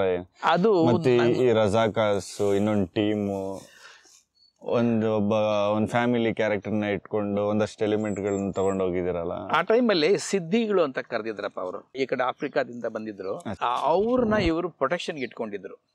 ಸೊ ಅವ್ರ ಬಗ್ಗೆನೂ ನನಗೆ ಬಹಳ ಕುತೂಹಲ ಬಂತು. ಅದು ರಿಯಲ್ ವಿಷಯ. ಸೊ ಅವ್ರ ಬಗ್ಗೆನೂ ಕೆಲವು ವಿಷಯಗಳಿದ್ದಾವೆ. ಕೆಲವರೆಲ್ಲ ಅವ್ರಿಗೆ ಇನ್ನೂ ಕೂಡ ಒಂದು ಸ್ಟ್ರೀಟ್ ಇದೆ ಹೈದರಾಬಾದ್ ಅಲ್ಲಿ, ಆ ಸಿದ್ಧಿಗಳಿದೆ ಸ್ಟ್ರೀಟ್ ಇದೆ, ಅದನ್ನು ಮೆನ್ಷನ್ ಮಾಡಿದ್ದೀನಿ. ಸೊ ಕೆಲವರೆಲ್ಲ ಹೇಳ್ಕೊಂತಾರಂತೆ, ನಮ್ಮ ತಾತ ಅಲ್ಲಿ ಈ ಹೈದರಾಬಾದ್ ನಿಜಾಮರ ಸೇವಕರಾಗಿದ್ದರು ಅಥವಾ ಗಾರ್ಡ್ ಆಗಿದ್ದರು ಅಂತ. ಸೊ ಅವರಲ್ಲಿ ಒಂದು ಕ್ಯಾರೆಕ್ಟರ್ನ ತಂದು ನಾನು ಕತೆ ಹೇಳ್ಬೇಕಾಗಿದ್ದ ಕಾರಣ ಅದಕ್ಕೋಸ್ಕರ ಅಲ್ಲಿ ಆ ಕಾಡಲ್ಲಿ ತಂದು ಅವರು ಇರೋಂಗೆ ಮಾಡಿ. ಈ ಕಾರಣಕ್ಕೆ ಏನಾದ್ರು ಕರ್ಕೊಂಡ್ ಬಂದಿದ್ದಿದ್ರೆ ಹೇಗಿರುತ್ತೆ ಅನ್ನೋ ತರದ್ದು ಒಂದು ಕಲ್ಪನೆ ಅಲ್ಲ. ಅವ್ರು ಬಂದಿದ್ದೆ, ಅವ್ರು ಕರ್ಕೊಂಡ್ ಬಂದಿದ್ದೆ ಇಲ್ಲಿ ಗಾರ್ಡ್ಗಳಾಗಿ ಇಟ್ಕೊಳ್ಳೋಕೆ. ಅವ್ರದೇ ಒಂದು ಸಪರೇಟ್ ಫ್ಯಾಮಿಲಿ ಬಿಲ್ಡಪ್ ಆಗಿದೆ. ನೀವು ಅಲ್ಲಿ ಹುಡುಕ್ತಾ ಹೋದ್ರೆ ನಿಮಗೆ ಗೊತ್ತಾಗುತ್ತಪ್ಪ, ಕೆಲವು ಫ್ಯಾಮಿಲಿಗಳು ಸೀಕ್ರೆಟ್ ಹುಡುಕ್ತಾ ಹೋದ್ರೆ ಅವ್ರಿಗೂ ನಿಜಾಮ್ರಿಗೂ ಕೂಡ ಮಧ್ಯೆ ಏನೇನೋ ಆಗ್ತಾ ಇತ್ತು ಅಲ್ಲಿ. ಸೊ ಅದರ ಒಂದು ಎಲಿಮೆಂಟ್ ತಗೊಂಡು ಒಬ್ಬ ಅಜ್ಜಿ ನಾನು ತಗೊಂಡೋಗಿ ಕಾಡಲ್ಲಿ ಇಟ್ಟು ಅವಳ ಮೂಲಕ ಕತೆ ಹೇಳ್ಸೋಕೆ ಪ್ರಯತ್ನ ಪಟ್ಟಿದ್ದೀನಿ. So some of those elements are based on those stories that I heard from. But ಅಲ್ಲಿ ಲೋಕಲ್ ಹಿಸ್ಟ್ರಿಲಿನೂ ಈ ತರ ಆಫ್ರಿಕನ್ ನ ಕರ್ಕೊಂಡ್ಬಂದು ಅದಿದೆ, ಅದು ವೆಲ್ ನೋನ್. ಆ ಫ್ಯಾಮಿಲಿಗಳನ್ನ ಹೈದರಾಬಾದ್ ನಿಜಾಮ ಕೆಲಸಕ್ಕೆ ಬಳಸ್ಕೊತಾ ಇದ್ದ, ಅದು ವೆಲ್ ನೋನ್. ಆಕ್ಚುಲಿ ನೀವು 7 ರೊಟ್ಟಿಗಳು ಈ ಓವರ್ ಆಲ್ ಥೀಮ್ ಮೇಲೆನೆ ಕೈಂಡ್ ಆಫ್ ಒಂದು ತೆಲುಗು ಸಿನಿಮಾನು ಮಾಡಿದಾರೆ ಸರ್. ಯಾವ್ದು? ಹೌದಾ? ನಾನ್ ಮೊನ್ನೆ ನೋಡ್ಬೇಕಾದ್ರೆ ಹಂಗೆ ಪಾಸ್ ಮಾಡಿ ನೋಡ್ದೆ. ಆಹಾದಲ್ಲೇನೋ OTT ಅಲ್ಲಿ ಇದೆ. ಬಟ್ ಈ ತರ ನಿಮ್ಮಷ್ಟು ಚೆನ್ನಾಗಾಗ್ಲಿ ಇದೆಲ್ಲ ಏನ್ ಮಾಡಿಲ್ಲ. ಆ ರಜಾಕಾಸ್ ಆಗ್ಲಿ, ನಿಜಾಮ ಅವನು ಟರ್ಕಿಸ್ತಾನ್ ಮಾಡ್ತೀನಿ ಅಂತ ಹೊರಟಿದ್ ವಿಷಯಗಳಾಗ್ಲಿ, ಅದ್ರ ಮೇಲೆ ಒಂದು ಸಿನಿಮಾ ಮಾಡಿದ್ದಾರೆ. ನನಗೆ ಇನ್ಸಿಡೆಂಟ್ಲಿ ಹೈದರಾಬಾದ್ ನಿಜಾಮ್ ಬಗ್ಗೆ 7 ರೊಟ್ಟಿಗಳು ಬರಿಬೇಕಾದ್ರೆ ಒಂದ್ ಹೇಳಿದ್ನಲ್ಲಪ್ಪ, ಡಾಲ್ ರಿಂಪಲ್ದು ಓದ್ದೆ. ಇನ್ನೊಂದು ನಾನು ಹೇಳ್ಬೇಕಾಗುತ್ತೆ, ಇನ್ಸ್ಪಿರೇಷನ್ ಫಾರ್ ದಿಸ್. ಏಕಾಂತ ರಾಮಯ್ಯನ ಮೇಲೆ ಒಂದು ಕತೆ ಬರೆದೆ ನಾನು, ಜಿನಕ್ಕಿತ್ತು ಶಿವನಂ ನಿಲಿಪೇವು ಅಂತ. ಆ ಏಕಾಂತ ರಾಮಯ್ಯನ ಮನೆ ಹುಡ್ಕೊಂಡು ಹೋಗಿದ್ದೆ ನಾನು ಗುಲ್ಬರ್ಗಾದಲ್ಲಿ, ಆಲಂದಿ ಅಂತ ಅವ್ರ ಜಾಗ. ಆ ಆಲಂದಿಗೆ ಹೋದಾಗ ನಾನು ಆ ಆಲಂದಿನಲ್ಲಿ ಏಕಾಂತ ರಾಮಯ್ಯನ ಈಗ ಹೊತ್ತು ದೇವ್ರು ಮಾಡಿ ಇಟ್ಟಿದಾರಲ್ಲಿ, ಆ ಗುಡಿ ಮುಂದೆ ನಿಂತ್ಕೊಂಡು ನಾನು ನೋಡ್ತಾ ಇರ್ಬೇಕಾದ್ರೆ ನಾನು ಹೆಂಡ್ತಿ ಯಾರೋ ಒಬ್ಬ ಮುದುಕನ ಜೊತೆ ಕೂತ್ಕೊಂಡೇನೋ ಮಾತಾಡ್ತಾ ಇದ್ರು. ಆಯಪ್ಪ ಹಿಂಗೆ ಪಂಚೆ ಎತ್ಬಿಟ್ಟು ಹಿಂಗೆ ಮೊಣಕಾಲೇನೋ ತೋರಿಸ್ಕೊಂಡು ಏನೋ ಹೇಳ್ತಾ ಇದ್ದ. ನಾನು ಹೆಂಡ್ತಿಗೆ ಒಂಥರ ನ್ಯಾಕಿತ್ತು, ಏನೋ ಇದ್ದಕ್ಕಿದ್ದಂಗೆ ಎಲ್ಲೋ ಯಾರನೋ ಕೆಲವು ಮಾತಾಡ್ಸೋಳು, ಅಲ್ಲಿಂದ ಸರಕ್ ಅಂತ ನಂಗೆ ಒಂದು ವಿಷಯ ಸಿಕ್ಬಿಡೋದು. ಅವಳು ಏನೋ ಹುಡುಕಿದ್ಲು ನೋಡೋಣ ಅಂತ ಹೇಳ್ಬಿಟ್ಟಂತ ಹೋಗಿ ಮಾತಾಡ್ತಾ ಇರ್ಬೇಕಾದ್ರೆ ಅವನ್ ಕಥೆ ಹೇಳ್ತಾ ಇದ್ರ ಮುದುಕಪ್ಪ. ಏನು ಇಲ್ಲಿ ಒಂದು ಗುಂಡು ತಾಗಿದೆ ಅವರಿಗೆ ಮೊಣಕಾಲಲ್ಲಿ. ಆಗಿನ ಕಾಲದಲ್ಲಿ ಆಪರೇಷನ್ಸ್ ಬಹಳ ಕಷ್ಟ ಅಲ್ಲ. ಸೊ ಎಲ್ಲೋ ತೆಗೆದಿದ್ದಾರೆ, ಇನ್ನೊಂದ್ ಚೂರು ಅಲ್ಲೇ ಇದೆ. ಹಂಗಾಗಿ ಸಲ ನಡೆಯಕ್ಕಾಗಲ್ಲ, ಇಲ್ಲಿದೆ ನೋಡಿ ಆ ಗುಂಡಿನ ಪೀಸು ಅಂತ ತೋರಿಸ್ತಾ ಇದ್ದಾನೆ. ಏನು ಅಂತ ನಾನು ಮತ್ತೆ ಕೇಳಿದೆ, ಮತ್ತೆ ಎಲ್ಲ ಕತೆ ಹೇಳ್ಕೊಂಡು ಹೋದ. ರಜಾಕರ್ಸು ಇವ್ರ ಹಳ್ಳಿನಲ್ಲಿ ಹೆಣ್ಮಕ್ಳನ್ನ ಎತ್ಕೊಂಡು ಹೋಗ್ಬೇಕು, ದಾಳಿ ಮಾಡ್ಬೇಕು ಅಂತ ಬಂದಿದ್ರಂತೆ. ಇವರೆಲ್ಲ ಅವಾಗ ಪ್ರತಿ ರಾತ್ರಿನೂ ಗುಂಪುಗಳು ಕಟ್ಕೊಂಡು ಕಾಯ್ತಾ ಇದ್ರಂತೆ ಇವ್ರು ದಾಳಿ ತರ್ಸೋಕೆ. ಸೊ ಒಂದ್ ದಿವಸ ರಾತ್ರಿ ಇವನ್ ಗುಂಪಿಂದು ರೆಸ್ಪಾನ್ಸಿಬಿಲಿಟಿ ಬಂದಿದ್ದಾರೆ. ಬಂದ ತಕ್ಷಣ ಇವರು ಕೂಗ್ಕೊಂಡು ಎಲ್ಲಾನು ಅವ್ರಿಗೆ ಎಲ್ಲಾರು ಎಬ್ಬಿಸ್ಕೊಂಡು ಅವ್ರಿಗೆ ದಾಳಿ ಮಾಡಕ್ ಹೋಗಿದ್ದಾರೆ. ಅವ್ರು ಶೂಟ್ ಮಾಡಿದ್ದಾರೆ. ಆ ಗುಂಡು ಬಂದು ಇಲ್ಲಿ ಬಿದ್ದಿದೆ. ಆ ಗುಂಡು ಬಿದ್ದರೂ ಕೂಡ ಇವರೆಲ್ಲ ಹೋಗಿ ವಾಪಸ್ ಹೊಡೆದು ಓಡಿಸ್ಕೊಂಡು ವಾಪಸ್ ಕಳಿಸ್ಬಿಟ್ಟಿದ್ದಾರೆ. ಹಂಗಾಗಿ ಹೆಣ್ಮಕ್ಳು ಸೇವ್ ಆದ್ರಂತೆ. ಅದು ನನಗೆ ರಜಾಕರ್ಸ್ ಇಷ್ಟೊಂದು ಕ್ರೂರವಾಗಿದ್ರ, ಬಂದು ಹೆಣ್ಮಕ್ಳನ್ನ ದಾಳಿ ಮಾಡೋರು ಏನು ಎತ್ತ ಅಂತ ಹುಡ್ಕೊಂಡ್ರೆ ಇಟ್ಸ್ ಇವ್ರ ಸೈನ್ಯ, ಯಾರ್ದು ಈ ನಿಜಾಮರ ಸೈನ್ಯ ತಮ್ಮನ್ನ ಎಸ್ಪೆಷಲಿ ನಿಮ್ಗೆ ಗೊತ್ತಿರಬೇಕು, ಹೈದರಾಬಾದಲ್ಲಿ ಅವಾಗ population was Hindu dominated but controlled by Nizam. So ಅವನಿಗೆ ಹೇಳ್ಕೊಟ್ಟ ಕೆಲವರೆಲ್ಲ ಏನ್ ಮಾಡಿದ್ರು, ನಾವು ಇಲ್ಲಿ ಹಿಂದೂಗಳು ಇಲ್ಲಿಂದ ಓಡಿಸ್ಬೇಕು ಅಂತ ಹೇಳ್ಬಿಟ್ಟಂತ ಅವನ ರಾಜ್ಯ ಎಲ್ಲೆಲ್ಲಿತ್ತು ಅಲ್ಲೆಲ್ಲ ಹಿಂದೂಗಳನ್ನ ಓಡಿಸೋದು ಅಥವಾ ಹಿಂದೂಗಳು ಕನ್ವರ್ಟ್ ಮಾಡೋದು ಅಥವಾ ಹೆಣ್ಮಕ್ಳನ್ನ ಎತ್ಕೊಂಡು ಹೋಗೋದು, ಇದು ರಜಾಕರ್ಸ್ ಕೆಲಸ ಆಗಿತ್ತು. ಇದ್ರ ಮೇಲೆ ಮಾಡಿದಾರೆ ಅವ್ರ ಸಿನಿಮಾನ ಆಕ್ಚುಲಿ. ಇರಬೇಕು ಇನ್ಸಿಡೆಂಟ್ ಅಲ್ಲಿ ಅವ್ಳು ರಜಾಕ್ ಸಪೋರ್ಟ್ ಮಾಡ್ತಿದ್ದಾನೆ, ಒಬ್ಬ ತಪ್ಸ್ಕೊಂಡು ಹೋಗ್ತಾನೆ. ಕೊನೆಗೆ ಇದೆಲ್ಲ ಏನೋ ನಮ್ಮ ನಿಜಾಮ ಅರೆಸ್ಟ್ ಮಾಡಿದಾಗ ತಪ್ಸ್ಕೊಂಡು ಹೋಗ್ತಾನೆ ಒಬ್ಬ. ಅವನೊಂದು ಪುಸ್ತಕ ಬರೆದಿದ್ದಾನೆ. ಆ ಪುಸ್ತಕ ಈಸ್ ನಾಟ್ ಏನಂತಾರೆ ಅದಕ್ಕೆ ಬ್ಯಾಂಡ್ ಇನ್ ಇಂಡಿಯಾ. ಅದರ ಕಾಪಿ ನಂಗೆ ಹೈದರಾಬಾದಲ್ಲಿ ಒಂದು ಅಂಗಡಿನಲ್ಲಿ ಸಿಕ್ತು. ಅವರು ಏನಂತಾರೆ ಅದಕ್ಕೆ ಅರಬ್ ಅವನು. That Arab Guy he thinks is not of the kind of Muslims that we C in India ಅಂತ ಅವನ ಬಿಲೀಫ್. ನಾವು ಮೂಲ ಅರಬ್ರು, ನಾವು ನಿಮ್ಮ ಇಂಡಿಯನ್ ಮುಸ್ಲಿಮ್ಸ್ ಹಂಗಲ್ಲ ಅಂತ ಅವನದೇ ಒಂದು ಅಂಗಡಿ ಇದೆ. ಆ ಅಂಗಡಿನಲ್ಲಿ ರೇರ್ ಬುಕ್ಸ್ ಇಟ್ಟಿದ್ದಾನೆ. ಈ ಒಂದು ಪುಸ್ತಕ ಏನೋ ಹೈದರಾಬಾದ್ ಅವನು ಬರೆದಿರೋದು. ಅಲ್ಲಿ ಅದ್ರ ಬೆಲೆ ಎಲ್ಲ ಒಂದು 200 ಜೆರಾಕ್ಸ್ ಮಾಡ್ಕೊಂಡಿದ್ರು 200 ರೂಪಾಯಿ. ಆದ್ರೆ ಅವ್ನು ಜೆರಾಕ್ಸ್ ಮಾಡಕ್ ಕೊಡಲ್ಲ. ಅದ್ರ ಕಾಪಿ ಬೇಕಾದ್ರೆ ತಗೊಳ್ಳಿ ಅಂತ ಅಂತಾನೆ. 600 ರೂಪಾಯಿ ಕೊಟ್ಟು ತಗೊಂಡೆ. 200 ಪುಟ್ಟದ್ದು ಜೆರಾಕ್ಸ್ ಮಾಡ್ಕೊಂಡಿದ್ರೆ 200 ರೂಪಾಯಿ ಅಥವಾ 150 ರೂಪಾಯಿ ಆಗ್ಬಿಡ್ತಾ ಇತ್ತು. ಬಟ್ 600 ರೂಪಾಯಿ ಕೊಟ್ಟು ಆ ಪುಸ್ತಕ ತಗೊಂಡು ಅದನ್ನು ಓದಿದೆ. ಅದರಲ್ಲೂ ಬೇಕಾದಷ್ಟು ಇವೆಲ್ಲ ವಿಷಯಗಳು ಸಿಕ್ಕಿದ್ವು. ಹೀಗೆ ಹುಡುಕಾಟ ಮಾತ್ರ ಬಹಳ ಖುಷಿ ಕೊಡ್ತು ನನಗೆ. ಏನೋ 7 ರೊಟ್ಟಿಗಳು ಹುಡುಕಾಟ ಈ ತರ ಇಲ್ಲಿ ಆಳಂದಿನಲ್ಲಿ ಅಯ್ಯಪ್ಪ ಸಿಕ್ಕಿದ್ದು. ಅಲ್ಲಿ ಏನೋ ಅರಮನೆಗಳಲ್ಲಿ. ಅವರು ಯಾರು ಸರ್ ಆಳಂದಿ ವ್ಯಕ್ತಿ? ಜಿನಕಿತ್ತು ಶಿವನಂ ನಿಲಿಪುನಲ್ಲಿ ಏಕಾಂತರಾಮಯ್ಯ ಅಂತ ನಾನು ಒಂದು ಕತೆ ಬರೆದಿದ್ದೇನಪ್ಪ. ಶಿವಭಕ್ತ, ಕಾಪಾಲಿಕರು ಅಂತ ಅಂತಾರಲ್ಲ, ಆ ರೀತಿಯ ಶಿವಭಕ್ತ ಅವರು. ಅವ್ರ ಮೇಲೆ ಒಂದು ನಂಬಿಕೆ ಇದೆ. ಏನ್ ನಂಬಿಕೆ ಅಂದ್ರೆ, ಜೈನರಿಗೂ ಈ ಶೈವೈಟ್ಸ್ಗೂ ಎಸ್ಪೆಷಲಿ ಏಕಾಂತರಾಮಯ್ಯನಿಗೂ ಒಂದು ಕಿತ್ತಾಟ ಆಗುತ್ತೆ, ಯಾರು ದೊಡ್ಡವರು ಯಾರು ಜಾಸ್ತಿ ಅಂತ ಹೇಳ್ಬಿಟ್ಟಂತ. ಆವಾಗ ಈ ಏಕಾಂತರಾಮಯ್ಯ ಒಂದು ಚಾಲೆಂಜ್ ಆಗ್ತಾನಂತೆ. ನಮ್ಮ ಶಿವ ಎಷ್ಟು ದೊಡ್ಡವನು ಅಂತಂದ್ರೆ ನಾನು ಕತ್ತರಿಸ್ಕೊಂಡ್ರು ನನ್ಗೆ ಜೀವ ಕೊಡ್ತಾನೆ ಅಂತೇನೋ ಒಂದು ಚಾಲೆಂಜ್ ಆಗುತ್ತೆ. ಮಾಡಿ ತೋರ್ಸು ಅಂತ ಹೇಳ್ತಾರೆ. ಅವನು ಕತ್ತರಿಸ್ಕೊಂಡು ದೇವ್ರ ಹತ್ರ ಆ ಕತ್ನ ಇಟ್ಟು 3 ದಿವಸನೋ ಅಥವಾ 7 ದಿವಸ ಆದ್ಮೇಲೆ ಮತ್ತೆ ಕತ್ತಿ ಇವನು ವಾಪಸ್ ಬರುತ್ತೆ ಅಂತ ನಂಬಿಕೆ ಇದು. ನಾನು ಅದನ್ನ ಹುಡ್ಕೊಂಡದೆ. ಒಂದೆರಡು PhD ಮಾಡಿದ್ದಾರೆ ಏಕಾಂತರಾಮಯ್ಯನ ಮೇಲೆ, ಗುಲ್ಬರ್ಗಾ ಯೂನಿವರ್ಸಿಟಿ. ರಿಯಲ್ ಕ್ಯಾರೆಕ್ಟರ್ ಹಿಸ್ಟ್ರಿಲಿ ಇರುವಂತದ್ದು. ಏಕಾಂತರಾಮಯ್ಯ ಇಸ್ ವೆಲ್ ನೋನ್. ಇನ್ಫ್ಯಾಕ್ಟ್ ಹುಡ್ಕೊಂಡೋದೆ ಅದೇ ನಾನು. 1-2-3 ಥೀಸಿಸ್ ಆಗಿದೆ. ಎಸ್ಪೆಷಲಿ ಗುಲ್ಬರ್ಗಾ ಯೂನಿವರ್ಸಿಟಿಯಲ್ಲಿ ಒಂದು ಥೀಸಿಸ್ ಇದೆ, PhD ಥೀಸಿಸ್ ಅವ್ರ ಮೇಲೆ. ಸೊ ಅದನ್ನು ಓದ್ದೆ. ಓದ್ತಾ ನೋಡಿದ್ರೆ ನಮ್ಮೂರ ಹತ್ರ ಬಂದಿದ್ದಾರೆ ಏಕಾಂತರಾಮಯ್ಯ. ಇಲ್ಲಿ ಆವಣಿ ಅಂತ, ನಮ್ಮೂರು ಕೋಲಾರ ಹತ್ರ ಆವಣಿ ಬೆಟ್ಟ ಇದೆ, ಅಲ್ಲಿ ಏಕಾಂತರಾಮಯ್ಯನ ಗುಡಿ ಅಂತ ಇದೆ. ನನಗೆ ಇದೆಲ್ಲ ಆಶ್ಚರ್ಯ ಆಗಿ ಹುಡ್ಕೊಂಡೋದ್ರೆ ಅಲ್ಲಿ ಮತ್ತೆ ಒಳಗುಟ್ಟುಗಳು ಕೆಲವು ಸಿಕ್ಕಿದ್ವು. ಹೇಗಾಗಿರ್ಬೋದು ಇದು ಅಂತ. ಅದು ಹೇಗಾಗಿರ್ಬೋದು ಅಂತ ನಾನು ಹೇಳೋದು ಬೇಡ, ಓದಿದ್ರೆ ಗೊತ್ತಾಗುತ್ತೆ ಅದರಲ್ಲಿ ಏಕಾಂತರಾಮಯ್ಯಂದು. So he was also a very intelligent man who wanted to show ಏನೋ ಜೈನರಿಗೆ ನಾವು ಶಕ್ತಿವಂತರು ಅಥವಾ ಏನೋ ನಮ್ಮಲ್ಲಿ ಆ ಶಿವಶಕ್ತಿ ಇದೆ ಅನ್ನೋದನ್ನ ತೋರ್ಸೋಕೆ ಏನೋ ಒಂದು ಟ್ರಿಕ್ ಮಾಡ್ತಾನೆ. ಸೊ ಅವನು ಸಾಯ್ತಾನೆ ಕೂಡ, ಆದ್ರೆ ಜೀವ ಬರುತ್ತೆ ಹೇಗೆ ಅನ್ನೋದ್ರ ಬಗ್ಗೆ ಒಂದು ಸ್ಟೋರಿ ಬರ್ದಿದ್ದೀನಿ ಅಲ್ಲಿ. ಜಿನಕಿತ್ತು ಶಿವನಂ ನಿಲಿಪೇವು ಅಂತ. ಏನ್ ಸರ್ ಅಲ್ಲಿ ಏನಂದ್ರೆ ಚಾಲೆಂಜ್ ಮಾಡ್ತಾರಲ್ಲ ಇವರು. ಚಾಲೆಂಜ್ ಮಾಡಿದಾಗ ನೀವು ನಿಜವಾಗ್ಲೂ ತೋರಿಸಿದ್ರೆ ನಿಮ್ಮ ಶಿವ ಅಷ್ಟು ಶಕ್ತಿವಂತ ಅಂತ ಹೇಳ್ಬಿಟ್ಟು ನಾವು ನಮ್ಮ ಜಿನ ಮೂರ್ತಿನ ಕಿತ್ತು ಶಿವನಲ್ಲಿ ನೆಡ್ತೀವಿ ಅಂತ. ಇದೆಲ್ಲ ಪದ್ಯಗಳಲ್ಲಿದೆ, ಜಾನಪದ ಪದ್ಯಗಳಲ್ಲಿದೆ. PhD ನಲ್ಲಿ ಥೀಸಲ್ಲೆಲ್ಲ ಬಂದಿದೆ ಅದು. ಸೊ ಅವರು ಹಂಗೆ ಚಾಲೆಂಜ್ ಮಾಡ್ತಾರೆ, ನೀವು ತೋರಿಸ್ಕೊಟ್ರೆ ನಾನು ಜಿನಕಿತ್ತು ಶಿವನಂ ನಿಲಿಪೇವು ಅಂತ ಅವರು ಅಗ್ರಿಮೆಂಟ್ ಕೊಡ್ತಾರೆ. ಶಿವನಂ ನಿಲುಪೇವು. ಸೊ ಅದು ಆಗುತ್ತೆ ಕೊನೆಗೆ ಹಂಗೆ. ಇನ್ಫ್ಯಾಕ್ಟ್ ಏಕಾಂತರಾಮಯ್ಯನ ಆ ಪರ್ಟಿಕ್ಯುಲರ್ ಘಟನೆ ಒಂದು ಸೂಚಕ ಜೈನಿಸಮ್ ಹೇಗೆ ಬಿತ್ತು ನಮ್ಮ ಭಾರತದಲ್ಲಿ ಅಂತ ಬರ್ತಾ ಬರ್ತಾ ಬರ್ತಾ. ಇದು ಟೈಮ್ ಲೈನ್ ಯಾವುದು ಸರ್? ಗುಡ್ ಕ್ವಶನ್, ನನಗೆ ಮರ್ತಿದ್ಯಪ್ಪ. I think it's around 16th century ಅಂತ ಕಾಣುತ್ತೆ, but don't I have to know look at that. ಗೊತ್ತಿಲ್ಲ. ಅದಕ್ಕಿಂತ ಏನು ಹಿಂದೆ ಏನಲ್ಲ? ಇಲ್ಲ ಭಾಳ ಹಿಂದೆ ಏನಲ್ಲ. ಏಕಾಂತರಾಮಯ್ಯ ಇವರು ಕಾಪಾಲಿಕರು. ತಾಳಿ ಒಂದು ನಿಮಿಷ. ಇಲ್ಲ, ಇನ್ನೂ ಸ್ವಲ್ಪ ಹಿಂದೆ ಇರಬೇಕು. No, I can't remember. But post Basavanna. ಆದ್ರೂ ಹಂಗಂದ್ರೂ ಸ್ವಲ್ಪ ರೀಸೆಂಟ್ ಬಸವಣ್ಣ. ಪೋಸ್ಟ್ ಬಸವಣ್ಣನ ಇದು. ಬಸವಣ್ಣನಿಂದ ಒಂದು ಶೈವ ತತ್ವ ಬರುತ್ತೆ, ಅದಾದ ನಂತರ ಅದನ್ನ ಶೈವ ತತ್ವ ಮುಂಚೆನೆ ಇತ್ತಪ್ಪ. We should not now think that Basavanna Basavanna ಅದನ್ನ ಕಮರ್ಷಿಯಲೈಸ್ ಮಾಡಿದ್ದು ಇಲ್ಲ ಆ ಟೈಮ್ ಅಲ್ಲಿ. ಇಲ್ಲ, ಅವರೊಂಥರ ಅದಕ್ಕೆ ವಿಶ್ವಮಾನವ ಕುವೆಂಪು ಹೆಂಗೆ ಮಾಡಿದ್ರು ಹಂಗೆ ಒಂದು ಹೊಸ ಶೇಪ್ ಕೊಟ್ರು ನನ್ನ ದೃಷ್ಟಿನಲ್ಲಿ. ಬ್ರಾಂಡ್ ಅಂಬಾಸಿಡರ್ ತರ. ಶೈವಿಸಮ್ ಅದಕ್ಕಿಂತ ಮುಂಚೆನೆ ಇತ್ತು ಬೇಕಾದಷ್ಟು.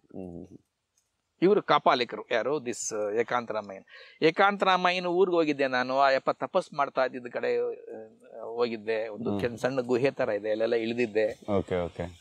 ಕಥೆನೆಲ್ಲ ಕೊಟ್ಟಿದ್ದೀನಿ ಅದನ್ನೆಲ್ಲ. ಕೆಲವು ವಿಷಯಗಳೆಲ್ಲ ನಮ್ಗೆ ಅಷ್ಟು ಎಕ್ಸ್ಪ್ಲೋರೇ ಆಗಿರೋದಿಲ್ಲ. ಅದೇ ತರದ್ದು ಇದು ಒಂದು ವಿಷಯ.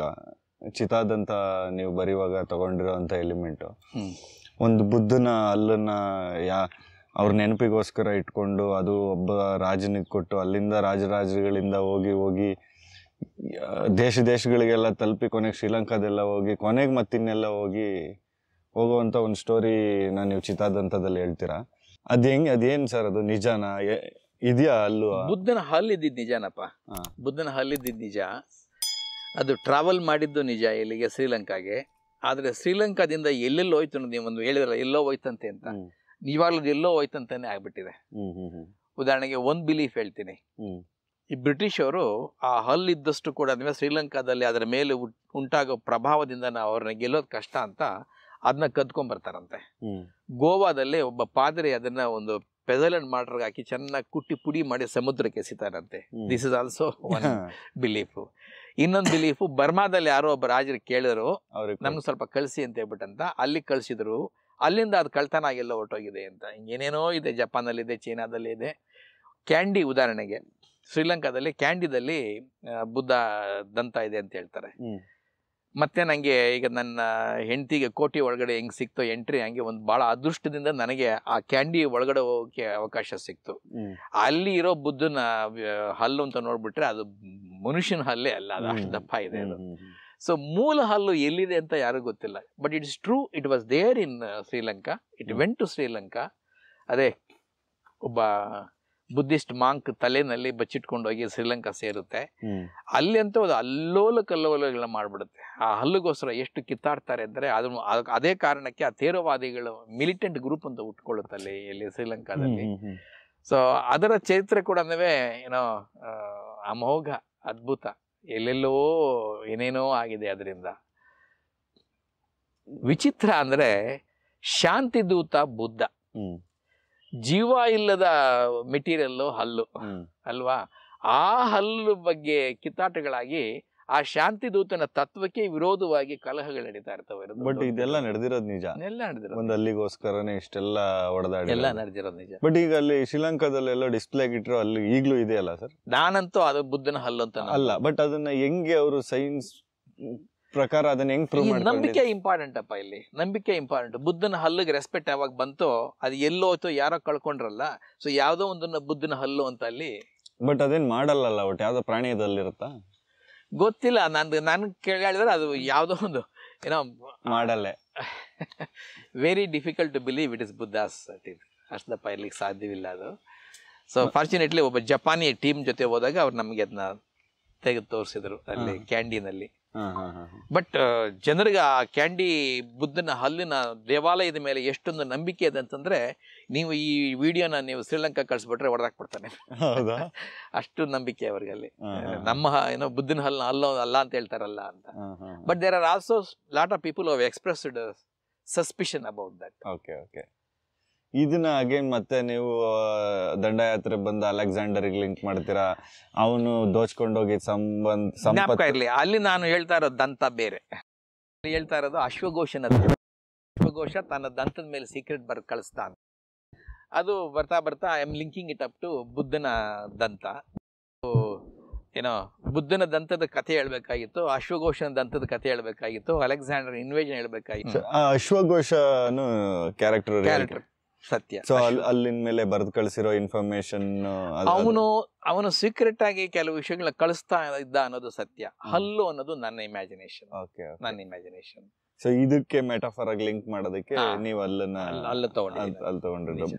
ಬಟ್ ಅಲೆಕ್ಸಾಂಡರ್ ಕೊಳ್ಳೆ ಹೊಡೆದಿರೋದನ್ನೆಲ್ಲ ಬಚ್ಚಿಟ್ಟ ಅನ್ನೋದೆಲ್ಲ ನಿಜನಾ? All that is true. In the sense Alexander ಬಂದ, ಅವನ ಕೈಲಿರೋ ಆಸ್ತಿನ ತಗೊಂಡೋಗಕ್ ಆಗದೆ ಎಷ್ಟೋ ಜನ ಅಲ್ಲಿ ಏನೋ ಬನ್ನಿ ಅಂತೇಳಿ ಹೇಳಿದ್ದೆಲ್ಲ ನಿಜ. ಅಫ್ಘಾನಿಸ್ತಾನ ಆ ಕಡೆಯಿಂದ ಬರೋಷ್ಟೊಳಗೆ ಒಬ್ಬೊಬ್ಬ ಸೈನಿಕನಿಗೂ ಎಷ್ಟಿರುತ್ತೆ ಆಸ್ತಿ ಅಂತಂದ್ರೆ ಎತ್ಕೊಂಡು ಹೋಗಕ್ಕಾಗಲ್ಲ, ಮುಂದಕ್ಕೆ ಅವ್ರ ಹಂಗಾಗ್ಬಿಟ್ಟಿರುತ್ತೆ. ಇಲ್ಲಿ ಬರ್ತಾರೆ, ಆನೆಗಳ ಜೊತೆ ಕಿತ್ತಾಡಕ್ ಆಗಲ್ಲ ಅವ್ರಿಗೆ. ಪುರೂರವ ಅವರೆಲ್ಲ ಅವ್ರಿಗೆ ಎಷ್ಟು ನಂದ ಅವರೆಲ್ಲ ಇತ್ತರಲ್ಲಿ, ಅವಾಗ ಅವ್ರಿಗೆ ಎಷ್ಟು ವಿರೋಧ ಬರುತ್ತೆ ಅಂದ್ರೆ ಭಯ ಆಗ್ಬಿಡುತ್ತೆ ಅವ್ರಿಗೆ, ಸೈನಿಕರಿಗೆ. ನಾವೇನು ಬರಲ್ಲ ಅಂತಂತಾರೆ. ಅದೆಲ್ಲ ಸತ್ಯ. ಆವಾಗ ಅವನು ಹೇಳ್ತಾನೆ ಅಲೆಕ್ಸಾಂಡರ್, ನಿಮ್ಮ ಹತ್ರ ಇರೋ ಈ ಆಸ್ತಿ ಏನಿಲ್ಲ ಅಷ್ಟು ಕೊಡಿಸಿ ನಾನು ಇಂಡಿಯಾಗೆ ಬನ್ನಿ ಅಂತ. ಹಂಗಾಗ್ಬಿಟ್ಟು ಅವರೆಲ್ಲ ಬರ್ತಾರೆ, ಅದರ ಬರೋಕೆ ಆಗ್ತಿರ್ಲಿಲ್ಲ. ಇದೆಲ್ಲ ಸತ್ಯ. ಬಟ್ ಈ ಕಡೆ ಬರೋಕ್ ಆಗ್ಲಿಲ್ಲ, ಅವರು ವಾಪಸ್ ಹೋಗ್ತಾರೆ. ಅದು 2 ದಾರಿಲಿ ಹೋಗ್ತಾರೆ. 2 ದಾರಿಲಿ ಅವ್ರು ಅನುಭವಿಸಿದ ಕಷ್ಟಗಳು ಬೇರೆ ಬೇರೆ ಏನೇನೋ. So all that is true. ಅದೇ 16 ಕಡೆ ಬಚ್ಚಿಡೋದು ಆ ತರದ ಅದು ಓಕೆ. 16 ಕಡೆ ಬಚ್ಚಿಟ್ನೋ 6 ಕಡೆ ಬಚ್ಚಿಟ್ನೋ that is something that is imaginary, but it is true that ಬಚ್ಚಿಟ್ಟ ಸುಟ್ಟ ಅನ್ನೋದು ಕೂಡ ಅದಕ್ಕೆ ಎವಿಡೆನ್ಸ್ ಇದೆ. ಬಟ್ ಆಕ್ಚುಲಿ ಅವನು ವಾಪಸ್ ಬಂಗಾರ ಸುಡಕ್ ಆಗತ್ತೆ. So obviously there was some trick that he had. ದೇಶ ಬಿಟ್ಟು ಹೋಗ್ಬೇಕಾದ್ರೆ ತೀರೋದ ಅನ್ನೋ ಸ್ಟೋರಿ ಇದೆಯಲ್ಲ ಅಲೆಕ್ಸಾಂಡರ್. ಅವನು 2 ದಾರಿ ಹಿಡಿತಾರಪ್ಪ ಅವರು. ಒಂದು ಅವನು ಡೆಸರ್ಟ್ ಅಲ್ಲಿ ಹೋಗ್ತಾನೆ, ಇನ್ನೊಂದು ಸಮುದ್ರದಲ್ಲಿ ಹೋಗ್ತಾರೆ. ಯಾಕೆ 2 ದಾರಿ ಹಿಡಿದ್ರು ಅನ್ನೋದಕ್ಕೂ ಕೂಡ ಪ್ರಶ್ನೆಗಳಿದಾವೆ. ಒಂದು, ನಡ್ಕೊಂಡು ಹೋಗ್ಬೇಕಾದ್ರೆ ಇದನ್ನ ಸಾಗ್ಸಕ್ ಆಗಲ್ಲ ಅಂತ ಸಮುದ್ರದಲ್ಲಿ ಕಳಿಸ್ತಾರೆ ಆಸ್ತಿನ ಅನ್ನೋದು ಒಂದು ನಂಬಿಕೆ ಇದೆ. ಸೊ ಹೀಗೆ ಅಲೆಕ್ಸಾಂಡರ್ನ ಸುತ್ತ ಬೇಕಾದಷ್ಟು ಇವತ್ತಿಗೂ ಕೂಡ ಎಷ್ಟೋ ಎಕ್ಸ್ಕವೇಷನ್ಸ್ ಆಗ್ತಾ ಇದಾವೆ. ಅಲೆಕ್ಸಾಂಡರ್ನ ಅಪ್ಪನ ಏನೋ ಅಸ್ಥಿಪಂಜರ ಸಿಕ್ತು ಅಂತ, ಅದ್ರ ಸುತ್ತ ಬೇಕಾದಷ್ಟು ಬಂಗಾರ ಎಲ್ಲ ಸಿಕ್ಕಿದೆ. The elements that are told ಅಂದ್ರೆ ಚಿತಾದಂತದಲ್ಲಿ ಹೇಳಿರುವ ಚಾರಿತ್ರಿಕ ವಿವರಗಳೆಲ್ಲ ಸತ್ಯ. ಚಿತಾದಂತ ಅಂದ್ರೆ ಆಸ್ ಆಫ್ ದ ಮೀನಿಂಗ್ ಏನ್? ಚಿತೆಯ ದಂತ ಅಂತ. ಇಲ್ಲಿ ನೋಡಿ, ಅಶ್ವಘೋಷನು ತನ್ನ ಸತ್ತೋಗಿ ತನ್ನ ಚಿತೆಯ ಮೂಲಕ ಕಳಿಸ್ತಾನೆ ದಂತನ. ಇಲ್ಲಿ ಬುದ್ಧ ಕೂಡ ಸತ್ತ ಮೇಲೆ ಅವನ ದಂತ ಇಲ್ಲಿ ಟ್ರಾವೆಲ್ ಮಾಡುತ್ತೆ. ನಾನು ಚಿತಾ ದಂತ ಅನ್ನೋದಕ್ಕೆ ನಿಮ್ಗೆ ಹೇಳ್ಬೇಕು, ನಾಗೇಶ್ ಹೆಗ್ಡೆ ಬಹಳ ಚೆನ್ನಾಗಿ ಇಂಟರ್ಪ್ರಿಟ್ ಮಾಡ್ತಾರೆ ಇದನ್ನ. ಒಂದು ಬೆಂಕಿ ಹಾಕಿದಾಗ ಆ ಬೆಂಕಿಲಿ ಬರುತ್ತಲ್ಲ ಏನೋ ನಾಲ್ಗೆಗಳು, ಅವನ್ನ ನೀವು ರೆಫರ್ ಮಾಡ್ತಾ ಇದ್ದಂಗಿದೆ ಅಲ್ಲಿ ಅಂತ ಹೇಳಿದ್ರು. ಬಟ್ ನನ್ನ ಉದ್ದೇಶ ಅದಲ್ಲ. ಇದು actually linking it up to ಏನೋ ಚಿತೆಯಿಂದ ಬಂದ ದಂತಗಳು, ಚಿತಾದಂತ. ಚಿತಾದಂತದಲ್ಲಿ ಅಶೋಕನ್ ಎಲಿಮೆಂಟ್ ಹೇಳೋದಾದ್ರೆ ಸರ್? ಅಶೋಕನ ಬಗ್ಗೆ ಬಹಳಷ್ಟು ಮಿತ್ಸ್ ಇದಾವಪ್ಪ. ಒಂದು, ಅವನು ಕಳಿಂಗ ಯುದ್ಧ ಮುಗಿದಾಗ ರಕ್ತಪಾತ ನೋಡಿ, ಆ ನದಿಯಲ್ಲಿ ಹರಿತಾ ಇರ್ತಕ್ಕಂಥ ಕೆಂಪು ರಕ್ತ ನೋಡಿ ಅವನು ಬದಲಾಗ್ಬಿಟ್ಟ ಅಂತ. ಇನ್ಫ್ಯಾಕ್ಟ್ ನೀವು ಕೆಲವು ಸಿನಿಮಾಗಳು ನೋಡಿದ್ರೆ ಆ ಟೈಮಲ್ಲಿ ಕರೆಕ್ಟಾಗಿ ಯಾರೋ ಬುದ್ಧಿಸ್ಟ್ ಮಾಂಕ್ಸ್ ನಡ್ಕೊಂಡು ಹೋಗ್ತಾ ಇರೋದು, ಅವ್ರ ಶಾಂತಿ ನೋಡ್ಬಿಟ್ಟು ಇವನಿಗೆ ಏನೋ ಬೇಸರ ಆಗಿ ಕನ್ವರ್ಟ್ ಆದ ಅಂತ. ಚರಿತ್ರಕಾರನ ನೀವು ಡೀಪ್ ಆಗಿ ಹೋದ್ರೆ ಅಶೋಕ ಅದಕ್ಕಿಂತ ಮುಂಚೆನೆ ಬುದ್ಧಿಸ್ಟ್ ಆಗೋಗಿದ್ದ. ಮಹಾದೇವಿ ಅಂತ ಒಬ್ಬಳನ್ನ ಪ್ರೀತಿಸಿರ್ತಾನೆ, ಮದುವೆ ಆಗೋಕ್ಕಾಗಲ್ಲ ಯಾವುದೋ ಕಾರಣದಿಂದ. ಆ ಮಹಾದೇವಿ ಅಶೋಕನ್ನ ಕನ್ವರ್ಟ್ ಮಾಡ್ಬಿಟ್ಟಿರ್ತಾಳೆ ಯಾವಾಗ್ಲೇನೆ ಬುದ್ಧಿಸ್ಟ್ ಆಗಿ. ಹಾಗಾಗಿ ಯುದ್ಧಕ್ಕೆ ಮುಂಚೆನೆ ಅವನು ಬುದ್ಧಿಸ್ಟ್ ಆಗಿರ್ತಾನೆ. ಯುದ್ಧ ಆದ್ಮೇಲೆ ಬುದ್ಧಿಸ್ಟ್ ಆದ. ಆಮೇಲೆ ತನ್ನ ಏನೋ ಕ್ರೌರ್ಯನ ಯುದ್ಧಗಳೆಲ್ಲ ನಿಲ್ಲಿಸ್ಬಿಟ್ಟ. ಅವೆಲ್ಲ ಕೂಡ ಸುಳ್ಳು. ಯಾಕಂದ್ರೆ ಅವ್ನ ಮಕ್ಕಳನ್ನು ಕೂಡ, ಮಕ್ಳು ಇನ್ನು ಯುದ್ಧ ಹೋಗಕ್ ಮುಂಚೆನೆ ಏನೋ ಬುದ್ಧಿಸಮ್ಗೆ ಹೋಗಿರ್ತಾರೆ ಅನ್ಸುತ್ತೆ. ಕರೆಕ್ಟ್. ಮಹಾದೇವಿ ಮಗ ಒಬ್ಬ ಬುದ್ಧಿಸ್ಟ್ ಹೋಗಿರ್ತಾನೆ ಅಂತಲ್ಲ, ಮಹಾದೇವಿಗೆ ಅಶೋಕನ ಮೂಲಕ ಹುಟ್ಟಿದ್ದ ಮಗ ಬುದ್ಧಿಸ್ಟ್. ಅವನೇ ಇದನ್ನ ತಗೊಂಡ್ ಹೋಗ್ತಾನೆ, ಏನೋ ಬುದ್ಧಿಸಮ್ ಸಪೋರ್ಟ್ ಮಾಡಿರ್ತಾನೆ. Right right right. ಅದೆಲ್ಲ ಇದೆ. ಹಿಂಗಾದ್ರು ಅಂತ ಏನ್ ತಲೆ ಕೆಡ್ಸ್ಕೊಂಡಿರಲ್ಲ ಅನ್ನೋದೆಲ್ಲ ಇದೆಯಲ್ಲ. ಇದೆ. ಬಟ್ ಒಟ್ನಲ್ಲಿ Ashoka did not convert into Buddhism after the war. Number 1. ಎರಡನೇ ಮಿತ್ ಹೇಳ್ತೀನಿ. ಅಶೋಕ ಅಂತ ಶಾಂತಿ ಪ್ರಿಯ ಅಂತ ಹೇಳ್ತಾರಲ್ಲ, ಅವನಿಗೆ ಎಷ್ಟು ಕ್ರೂರವಾಗಿದ್ದ ಅವನು ಅಂತಂದ್ರೆ ನರಕ ಕ್ರಿಯೇಟ್ ಮಾಡಿರ್ತಾನೆ ಭೂಮಿ ಮೇಲೆ. ಆ ನರಕದಲ್ಲಿ ಪನಿಷ್ಮೆಂಟ್ ಹೆಂಗೆ ಕೊಡ್ಬೇಕು ಅಂತ ಟೆಸ್ಟ್ ಮಾಡ್ತಿರ್ತಾರೆ. ಇದಕ್ಕೆಲ್ಲ ಅಶೋಕ ವಾಸ್ ಸಪೋರ್ಟಿಂಗ್. ಅವನ ದಮ್ಮಶೋಕ ಅಂತಾರಲ್ಲ, ಚಂಡಾಶೋಕ ಅಂತ ಕರೀತಿದ್ರು ಅವನ್ನ. ಅವನ ದಂತಕಥೆ ಪ್ರಕಾರ ಅವನ 99 ಅಣ್ಣ ತಮ್ಮಂದಿರ ಸಾಯಿಸ್ದ ಅಂತಾರೆ. 99 ಒಟ್ಟಿನಲ್ಲಿ ಅಣ್ಣ ತಮ್ಮಂದ್ರೆ ಯಾರು ಇರ್ದಂಗೆ ಸಾಯಿಸ್ಬಿಡ್ತಾನೆ ಅವನು. ಇನ್ಯಾರು ನನಗೆ ಶತ್ರುಗಳೇ ಇರಬಾರ್ದು ಅಂತ ಹೇಳ್ಬಿಟ್ಟಂತ ಅವನು ರಾಜ್ಯಭಾರ ಮಾಡಕ್ ಬರ್ಬೇಕಾದ್ರೆ. ಆಮೇಲೆ ಈ was not the chosen king when he was Young. ಅವನು ರಾಜ ಆಗೋ ಟೈಮಲ್ಲಿ ಈ ವಾಸ್ ನಾಟ್ ದ ಚೋಸನ್, ಬರೀ ಇನ್ಯಾರನೋ ಮಾಡಿರ್ತಾರೆ. ಅವನೆಲ್ಲೋ ಬರ್ಬೇಕಾದ್ರೆ ಇಲ್ಲಿಂದ ಬಂದು ಅವ್ರನ್ನ ಸಾಯಿಸಿ ತಾನು ರಾಜ ಆಗೋದು. ಅಶೋಕ ಇವತ್ತು ನಾವು ವೈಭವೀಕರಿಸ್ತೀವಿ ಬಹಳ ದೊಡ್ಡ ವ್ಯಕ್ತಿ ಅಂತ. Is of course a great man, but ಅವನ ಸುತ್ತ ಇರುವ ಆ ಮಿತ್ತುಗಳಿದಾವಲ್ಲ ಅವೆಲ್ಲ ಕೂಡ one has to be careful. ಅವನು ಚಂಡ ಅಶೋಕ ಅಂತಿದ್ರು, ನರಕ ಕಟ್ತಾ ಇದ್ದ, ಎಷ್ಟೋ ಲಕ್ಷಾಂತರ ಜನ ಸಾಯಿಸಿದ. ಆಮೇಲೆ ಇನ್ನೊಂದು ಹೇಳ್ತೀನಿ ಕೇಳಿ, ಮತ್ತೊಂದು ಮಿತ್ತು, ಅವನ ಎಡಿಕ್ಟ್ಸ್ ಅಲ್ಲಿ ಬುದ್ಧಿಸಮ್ನ ಸ್ಪ್ರೆಡ್ ಮಾಡಿದಾನೆ ಅಂತ ಹೇಳ್ತಾರೆ. ಮತ್ತೆ one has to be very careful. ಎಲ್ಲೂ ಕೂಡ ಬುದ್ಧಿಸಮ್ನ ಫಾಲೋ ಮಾಡಿ ಅಂತ ಎಲ್ಲೂ ಹೇಳಿಲ್ಲ ಅವನು, ಆ ತತ್ವಗಳನ್ನು ಹೇಳ್ತಾ ಇದ್ದಾನೆ ಅಷ್ಟೇನೆ. ಹಾಗಾಗ್ಬಿಟ್ಟು ಬುದ್ಧಿಸಮ್ನ ಸ್ಪ್ರೆಡ್ ಮಾಡ್ದ, one has to be careful. In fact ಚರಿತ್ರಕಾರನ ಕೇಳಿದ್ರೆ ಎಲ್ಲೂ ಕೂಡ ಎವಿಡೆನ್ಸ್ ಇಲ್ಲ ಅವನು ಬುದ್ಧಿಸಮ್ ಕನ್ವರ್ಟ್ ಆಗಿ ಅಂತ ಹೇಳಿದ. ಒಂದು. ಎರಡನೇದು, ಅವಂದೇ ವಂಶದಲ್ಲಿ ಬಂದ ಮುಂದಿನ ರಾಜರು ಕೆಲವರು ಅಜೈವಿಕರಾಗ್ತಾರೆ, ಜೈನರಾಗ್ತಾರೆ. ತಾತನೇ ಜೈನರು. ಹಿಂಗೆ ಬದಲಾವಣೆಗಳಾಗ್ತಾನೇ ಇದೆ ಅವ್ರ ಕಾಲದಲ್ಲಿ. ಸೊ ಅಶೋಕ ಬುದ್ಧಿಸಮ್ನ ಸ್ಪ್ರೆಡ್ ಮಾಡ್ದ ಇಂಡಿಯಾದಲ್ಲಿ. ಇವೆಲ್ಲ ಸ್ವಲ್ಪ ಮಿತ್ತುಗಳು. ಬುದ್ಧಿಸ್ಟ್ ತತ್ವಗಳನ್ನ ಅವನ ಎಡಿಕ್ಟ್ಸ್ ಅಲ್ಲಿ ಹೇಳ್ತಾನೆ, ಅವನು ಮುಂದೇನೆ ಬುದ್ಧಿಸ್ಟ್ ಆಗಿರ್ತಾನೆ. ಒಂಥರ ಕಂಟಿನ್ಯೂಮ್ ಅಷ್ಟೇ, ಅದಲ್ಲ ಜಸ್ಟ್ ಆ ರಕ್ತಪಾತದಿಂದ ಅವನಿಗೆ ಅನ್ಸಿರ್ಬೋದು ಆ ಟೈಮಲ್ಲಿ, ಅನ್ಸಿರ್ಬೋದು. ಆಮೇಲೆ ಇನ್ನೊಂದು, ಈ ಬುದ್ಧಿಸ್ಟ್ ಲಿಟ್ರೇಚರ್ ಇದೆಯಲ್ಲ, ಆ ಬುದ್ಧಿಸ್ಟ್ ಲಿಟ್ರೇಚರ್ ಬರೆಯೋರು ಈ ತರ ಬಹಳ ಬರೀತಾರೆ. ಈ ಮಹಾವಂಶ ಅಂತ ಒಂದು ಪುಸ್ತಕ ಇದೆ. ಆ ಪುಸ್ತಕದಲ್ಲಿ ಇವೆಲ್ಲ ಕಥೆಗಳಿಗೆ ಹೇಳೋದು. ಬುದ್ಧನ ತತ್ವವನ್ನು ಫಾಲೋ ಮಾಡಿದ್ದಕ್ಕೆ ಅವನು ಒಳ್ಳೆಯವನಾಗ್ಬಿಟ್ಟ, ಅಥವಾ ರಕ್ತಪಾತ ನೋಡಿ ಬುದ್ಧಿಸ್ಟ್ ಆದ. ಇವೆಲ್ಲ ಒಂಥರ ಕ್ರಿಯೇಟೆಡ್ ಸ್ಟೋರೀಸ್ ಅವೆಲ್ಲ.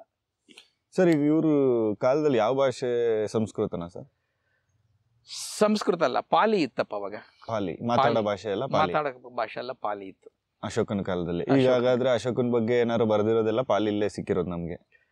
ನನಗೆ ಅದ್ರ ಬಗ್ಗೆ ಗ್ಯಾರಂಟಿ ಹೇಳಕ್ಕಾಗಲ್ಲ. ಆದ್ರೆ ಒಂದು ನಾನು ಹೇಳ್ತೀನಿ, ಅಶೋಕನ ಸ್ಕ್ರಿಪ್ಟ್ ಇದೆಯಲ್ಲ, ಯಾವುದು ಬ್ರಾಹ್ಮಿ ಲಿಪಿ, ಆ ಬ್ರಾಹ್ಮಿ ಲಿಪಿಗೆ ಮಾತ್ರ 1000 ಸಲಾಮಗಳು.